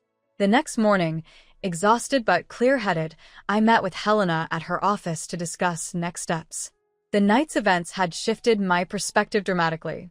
The victory I had been pursuing through lawsuits and public vindication suddenly seemed hollow compared to the fundamental brokenness I had witnessed in my daughter. I want to drop the defamation suit, I announced as soon as we were seated. Helena stared at me in disbelief. Catherine, we're winning. The wrongful death suit has been withdrawn. The exhumation petition is about to be dismissed with prejudice, and our countersuit has Vanessa on the defensive. Why would you stop now? Because it's not about winning anymore, I explained. It's about healing. Vanessa needs psychiatric help, not legal battles. And I need peace, not vindication. She tried to destroy you, Helena reminded me gently. Your reputation, your home, possibly even your life. That deserves accountability. And she'll have it, I agreed. But through therapy and rehabilitation, not courtrooms and public humiliation. The cycle has to stop somewhere, Helena. I'm choosing to stop it here. She sighed deeply. I can't say I agree with this decision, but it's yours to make. What about the restraining order? That stays in place, I said firmly. At least until Vanessa has made significant progress in treatment. I want to help her, but I'm not naive about the risk she still poses. Over the next few days, a new plan took shape. Through Michael, who was permitted to visit Vanessa at the psychiatric facility where she had been committed for evaluation, I proposed a structured path forward. In exchange for dropping all legal action against her, Vanessa would commit to a comprehensive inpatient treatment program, followed by ongoing therapy and strict compliance with medication if prescribed. The police investigation into the fire continued, but without my active cooperation, it stalled. Detective Liu made her disappointment clear during our final interview. You understand that if we can't build a case, she walks away from attempted murder, she said bluntly. She's not walking away, I countered. She's getting help. And I believe that's a better outcome for everyone, including future potential victims. Detective Liu shook her head. I hope you're right, Ms. Wells. For both your sakes. Reed, surprisingly, became an unexpected ally in this new approach. Free from Vanessa's influence and seemingly genuinely remorseful about his role in the events, he agreed to support her treatment financially and logistically while maintaining the separation he had initiated. I still love her, he told me during a cautious meeting at a neutral coffee shop. The person she was before all this, and the person I believe she can be again. But I can't be with her until I know that person has returned permanently. That's a wise boundary, I acknowledged. And more than fair, given everything that's happened. He studied his coffee cup, avoiding my eyes. I need to confess something, Catherine. I was at your house the night of the fire, but not to talk to you. I was checking on something for Vanessa. She asked me to look through your office window to see if you had any documents visible about the foundation or the lawsuits. I absorbed this without surprise. And the fire? I swear I had nothing to do with that, he said urgently. When I arrived, the kitchen was already in flames. I panicked and left, which I know was unforgivable. I should have called 911, made sure you got out safely. I'll regret that cowardice for the rest of my life. Whether I believed him or not seemed less important now than moving forward. Thank you for your honesty, I said simply. Late as it is. As Vanessa's psychiatric evaluation extended into treatment, I focused on rebuilding my own life. The insurance company processed my claim for the fire damage and repairs began on my home. Michael and Eleanor insisted I continue staying with them until the work was completed, creating a sanctuary of normalcy and support that helped heal wounds both visible and hidden. The foundation work resumed in full force, with the board, chastened by their earlier abandonment, giving me complete autonomy to direct our initiatives. I launched a new scholarship specifically for parents returning to education after loss or trauma, a program that felt particularly meaningful given my own journey. Slowly, my public reputation recovered. The dramatic press conference, followed by Vanessa's apparent breakdown, had shifted public sentiment decidedly in my favor. Former friends who had distanced themselves during the Whisper campaign now sought reconciliation, though I found myself selective about which relationships I chose to rebuild. The crisis had revealed much about the character of those around me, and I valued that clarity even as it reduced my social circle. Pastor Johansson made a particularly humble apology, visiting me at Michael's home with a handwritten letter expressing his profound regret for allowing his pulpit to be used as a weapon. I failed as a shepherd, he admitted, his normally confident voice subdued. I allowed myself to be manipulated because the story Vanessa told appealed to my own biases about wealth and family obligation. I betrayed not just you, but my calling. We all have blind spots, Pastor, I said, accepting his letter. The question is whether we learn from them. Indeed, he nodded thoughtfully. And what I've learned is that righteous judgment is rarely as righteous as we believe it to be. 3 months after the cemetery confrontation, with my home repairs nearly complete and my life settling into a new rhythm, I received a letter from Vanessa's treatment facility. It was not from Vanessa herself, but from her primary therapist, Dr. Sarah Mercer, requesting a meeting. Vanessa has reached a point in her treatment where family involvement would be beneficial, Dr. Mercer explained when I called to follow up. However, Given the complicated history and the restraining order, we wanted to discuss this carefully before suggesting any direct contact. I agreed to the meeting with both hope and trepidation. The distance had been healing for me, allowing me to separate the daughter I had raised from the woman who had tried to destroy me. I wasn't certain I was ready to bridge that gap, yet I recognized that my participation might be crucial for Vanessa's recovery. The treatment facility was located in a peaceful, wooded area about an hour outside the city, a complex of modern buildings surrounded by gardens and walking paths. Dr. Mercer met me in a comfortable office, her manner both professional and compassionate. "Thank you for coming, Ms. Wells," she began. "I know this isn't easy." "How is she?" I asked, the question that had lingered in my mind despite my efforts to focus on my own healing. "Making progress," Dr. Mercer said carefully. "Vanessa has been diagnosed with a complex combination of conditions: major depressive disorder, borderline personality traits, and complicated grief. She's responding well to a combination of medication and intensive therapy." "And does she remember everything that happened?" "Sometimes people block out traumatic events." Dr. Mercer's expression was grave. "She remembers. In fact, confronting those actions, acknowledging them fully without excuses or deflection, has been a critical part of her treatment. Which is partly why we're considering family involvement now. Vanessa needs to make amends as part of her recovery process." I nodded, understanding the concept from my own grief therapy. "What exactly would that involve?" "Initially, just letters. No direct contact yet. We would review them to ensure they're appropriate and non-manipulative before passing them on to you. You would be under no obligation to respond if you're not ready." It seemed reasonable, a small step toward whatever new relationship might be possible, with professional guardrails to prevent further harm. "I can agree to that," I said. "But I want to be clear. While I hope for Vanessa's recovery, my priority has to be my own well-being now. I can't put myself at risk again, emotionally or physically." "That's an entirely appropriate boundary," Dr. Mercer assured me, "and one that Vanessa needs to learn to respect if any relationship is to be rebuilt." "There's something else I need to know," I said, addressing the question that had haunted me since the fire. "Did she set it? The fire at my house. I need to know the truth." Dr. Mercer hesitated. "Patient confidentiality prevents me from sharing specific disclosures, but I can tell you this. Vanessa has taken responsibility for actions that could have caused you serious harm. Her remorse is genuine, and understanding the gravity of those actions is central to her treatment." It wasn't a direct confirmation, but it was enough. Some part of me had known the truth all along but had needed this oblique acknowledgement to fully accept it. My daughter had tried to kill me, or at least had taken actions that might have resulted in my death, whether that was the primary intention or not. The knowledge settled heavily, but it didn't crush me. Instead, it brought a strange clarity. The danger had been real. My decision to prioritize my safety hadn't been an overreaction or a betrayal of maternal duty. It had been necessary self-preservation. "Thank you for your honesty," I said quietly. "I'm willing to receive Vanessa's letters when you feel she's ready to write them." As I drove home from the facility, my thoughts turned to Robert.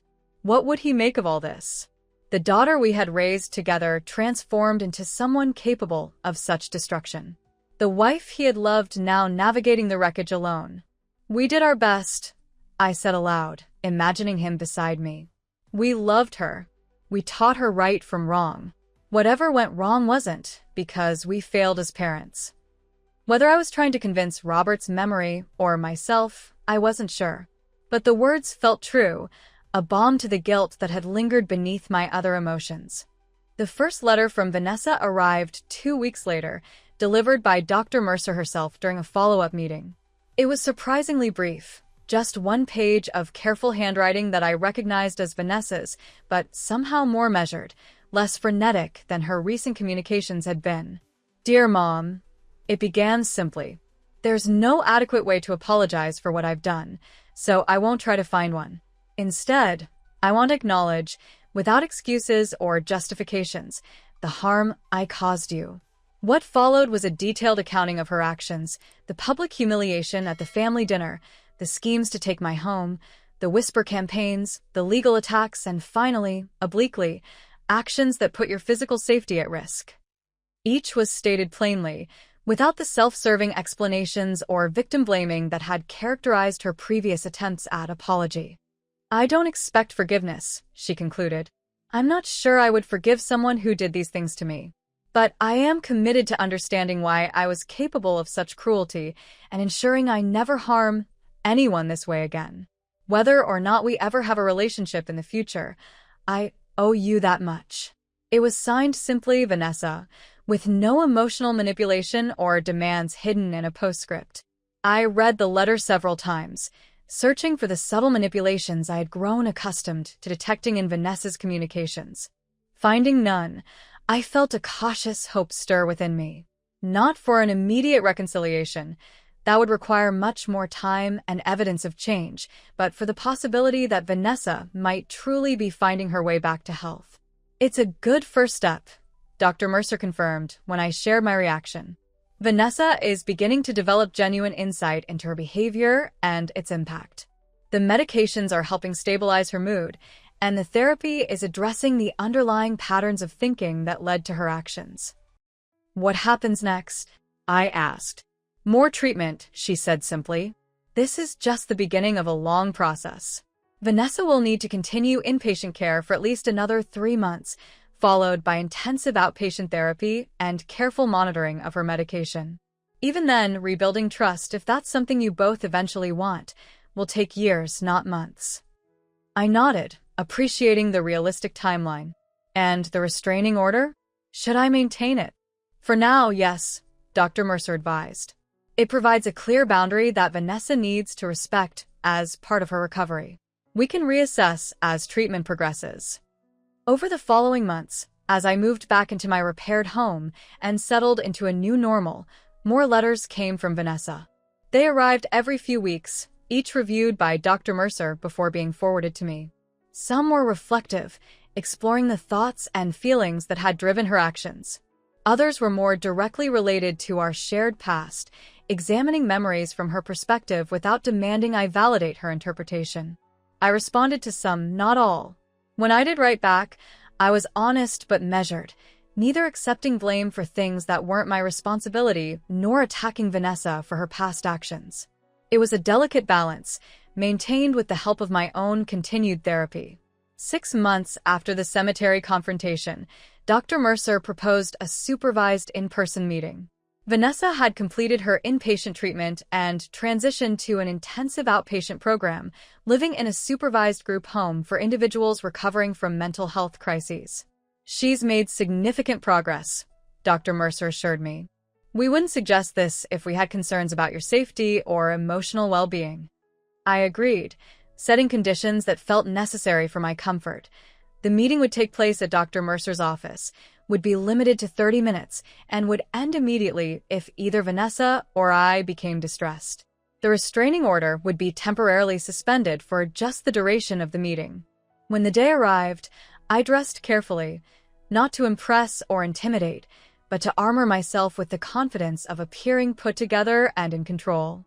Helena insisted on driving me, waiting in the lobby during the meeting just in case, though we both knew the precaution was likely unnecessary.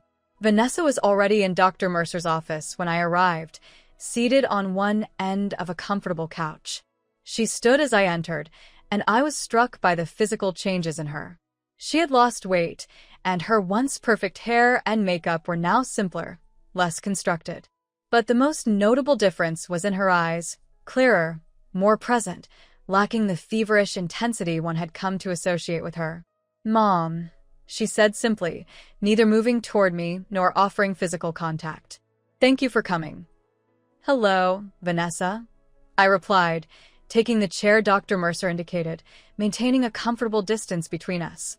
For a moment, neither of us seemed to know how to continue. Dr. Mercer stepped in gently. "Vanessa, perhaps you could share what you've been working on in treatment recently?" She nodded, folding her hands in her lap to stop their slight trembling. "I've been focusing on understanding my relationship with money and security. How I came to see Dad's death and your lottery win as threats, somehow, to my sense of entitlement to what you had." I listened without interrupting as she explained how her therapists had helped her trace these patterns back to childhood experiences, to her perception of family dynamics, to her own insecurities about independence and success. None of that excuses what I did, she emphasized, meeting my eyes directly for the first time.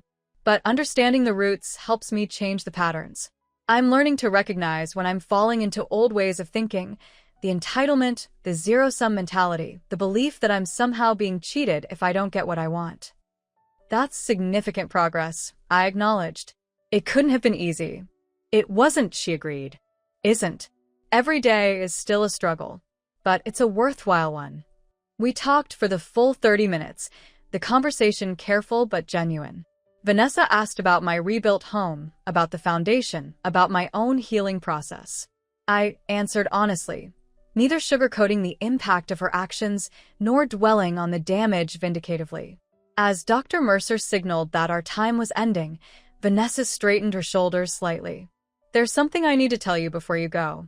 Something I haven't included in my letters because I wanted to say it in person. I tensed slightly, wary of last-minute revelations. I've asked Reed to file for divorce, she said quietly. Not because I don't love him, but because I do. He deserves a fresh start, without the burden of my actions or the uncertainty of my recovery. The selflessness of this decision, so contrary to the grasping, controlling behavior that had characterized her recent months, surprised me. Are you sure that's what you want? I asked carefully. No, she admitted with unexpected candor. What I want is my old life back. My marriage, my career, my relationship with you. But wanting doesn't make it possible or right. Some damage can't be undone, only accepted and moved beyond. That's what I'm trying to do now. As Helena drove me home afterward, I sat in thoughtful silence, turning the meeting over in my mind. The daughter I had seen today was neither the child I had raised nor the monster who had tried to destroy me. She was someone new, emerging from the wreckage of crisis, wounded, humbled, but possibly healing. Well, Helena finally asked as we neared my house. How was it? Surreal, I admitted. But hopeful, I think. She seems genuinely different. People can change, Helena acknowledged, with the right motivation and support. Just be careful, Catherine. Recovery isn't linear, and setbacks are common. I know, I assured her. I'm proceeding with caution. The restraining order stays in place except for supervised visits. No financial support beyond her treatment costs. No discussions of the lottery money or the foundation. Helena nodded approvingly. Firm boundaries. Good. As summer turned to fall, my life continued its gradual reconstruction. The foundation flourished, funding scholarships for 15 adult students returning to education after personal setbacks. I finally completed my own degree, a bachelor's in nonprofit management, earned through online courses and weekend classes. Michael and Eleanor became grandparents, their son and daughter-in-law welcoming twins that brought new joy to our extended family. Vanessa's recovery progressed in parallel, with monthly supervised visits gradually extending in duration and decreasing in supervision. Her divorce from Reed was finalized, amicable and without contest. She found a modest apartment and a part-time job at a garden center, humble beginnings for someone who had once been a marketing executive, but meaningful work that provided structure without overwhelming pressure. The arson investigation officially closed without charges, though Detective Liu made it clear when she delivered the news that the lack of prosecution reflected insufficient evidence rather than innocence. Sometimes justice takes forms we don't expect, she observed cryptically. A life permanently altered by consequences, even without a prison cell, is still a form of accountability. I understood what she meant. Vanessa had lost her marriage, her career, her social standing, her financial security, all the things she had accused me of threatening when she began her campaign against me. The irony wasn't lost on either of us, though we never discussed it directly. On the anniversary of Robert's death, a full year after the family dinner that had set everything in motion, I visited his grave alone. The cemetery was peaceful in the late afternoon light, fallen leaves creating a golden carpet between the headstones. I sat beside the simple marker, arranging fresh flowers in the built-in vase.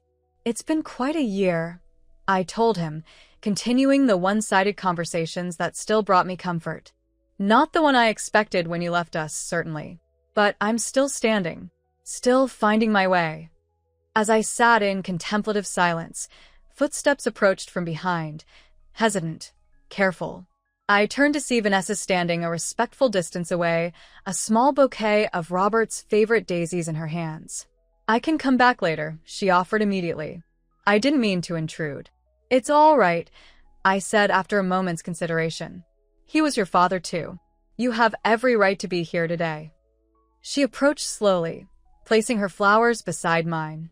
We stood together in silence, neither touching nor speaking for several minutes. "I miss him," she finally said, her voice barely above a whisper. "The real him, not the version I tried to use against you. He would have been so disappointed in what I became." "Perhaps," I acknowledged, "but he would have been proud of your courage in facing it, in doing the hard work of change." She glanced at me, surprise evident in her expression. "You think so?" "I know so," I said simply. "Your father believed in redemption, in the possibility that people could find their way back from even the darkest places." More silence fell between us, but it was different now, less strained, more contemplative. As the sun began to set, casting long shadows across the cemetery, Vanessa spoke again. "I found out yesterday that Reed is seeing someone, a colleague from his firm. They look happy together." I studied her face, searching for signs of the jealousy or possessiveness that might have triggered her previous spiral. Finding none, I asked gently, "How do you feel about that?" Sad, she admitted. "But also relieved in a way. He deserves happiness. What happened between us, what I did, that shouldn't condemn him to solitude." "That's a generous perspective," I observed. "I'm trying," she said simply, "to see beyond myself, to understand that other people's choices aren't always about me." We watched the sunset together, the shared grief and complicated history between us neither erased nor ignored, but somehow held in a new context. As darkness fell, Vanessa turned to leave. "I should go," she said. "My evening meds are at home, and I need to take them on schedule." "Of course," I nodded. "Take care of yourself, Vanessa." She hesitated, then asked quietly, "Would it be all right if I called you sometime this week?" Just to talk? The supervised visits are helpful, but they're also formal. I considered the request carefully. It represented a significant step, communication outside the structured environment of therapy, a tentative reaching toward a more normal relationship. There was risk involved, but also possibility. Yes, I decided. That would be all right. Not every day, and not for long conversations yet. But a call now, and then would be fine. The smile that crossed her face was genuine, small but real, a glimpse of the daughter I remembered. "Thank you," she said simply, and then she was gone, her figure receding into the gathering darkness. I remained by Robert's grave a while longer, processing the unexpected encounter and all it represented. There was no guarantee that Vanessa's recovery would continue smoothly, no assurance that our fragile reconnection wouldn't fracture again under pressure. The trust that had been broken might never fully heal. And yet, sitting there in the quiet cemetery, I felt something I hadn't expected. Not forgiveness exactly, nor forgetting, but perhaps the beginning of acceptance. An acknowledgement that life rarely gives us clean endings or perfect justice, only complicated paths forward through terrain forever altered by what has happened before. When I finally rose to leave, I placed my hand on Robert's headstone one last time. "I think we're going to be okay," I told him. Different, scarred, cautious, but okay. 6 months later, on a bright spring morning, I stood on the stage at the Community College Auditorium, preparing to present the Robert Wells Memorial Foundation scholarships to a new cohort of adult learners. The audience was filled with family members, faculty, and community supporters, including Michael and Eleanor in the front row. And there, in the back corner, nearly hidden but present nonetheless, sat Vanessa. She had asked permission to attend her first public appearance at a foundation event, and I had granted it after consultation with Dr. Mercer. Our relationship remained carefully bounded. Weekly phone calls, monthly dinners in public places, clear limits on topics like money and the past, but it was, undeniably, a relationship again.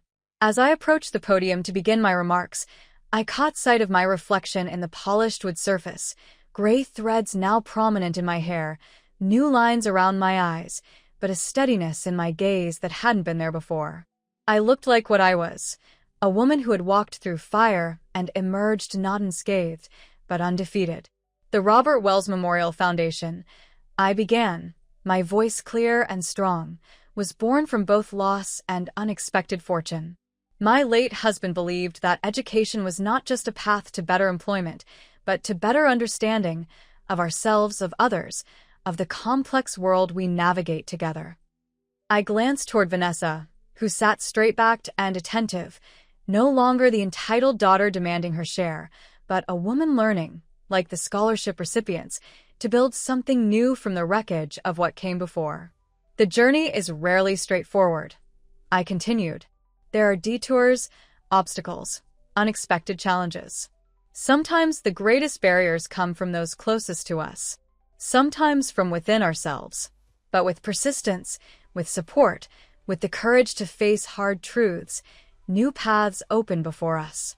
As I introduced each scholarship recipient, their stories of overcoming adversity to pursue education resonated deeply with my own experience.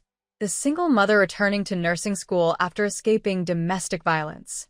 The veteran struggling with PTSD while studying environmental science. The former addict now pursuing a degree in counseling to help others find recovery.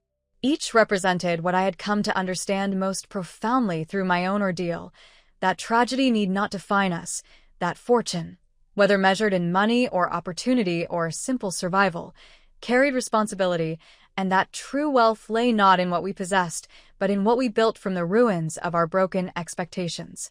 After the ceremony, as guests mingled at the reception, Vanessa approached cautiously, maintaining the respectful distance that had become our norm. "That was beautiful," she said simply. "What you've built with the foundation. The lives you're changing." "Thank you," I replied, accepting the compliment without deflection. I had learned to own my accomplishments, to acknowledge my strength without shame or false modesty. "I've been thinking," she continued, her voice carefully neutral, "about ways I might contribute. Not financially, I know that's not appropriate, but perhaps with time. Volunteer work, if that would be welcome." The request surprised me, though perhaps it shouldn't have. Vanessa's recovery had increasingly focused on finding purpose beyond herself, on making amends through actions rather than words.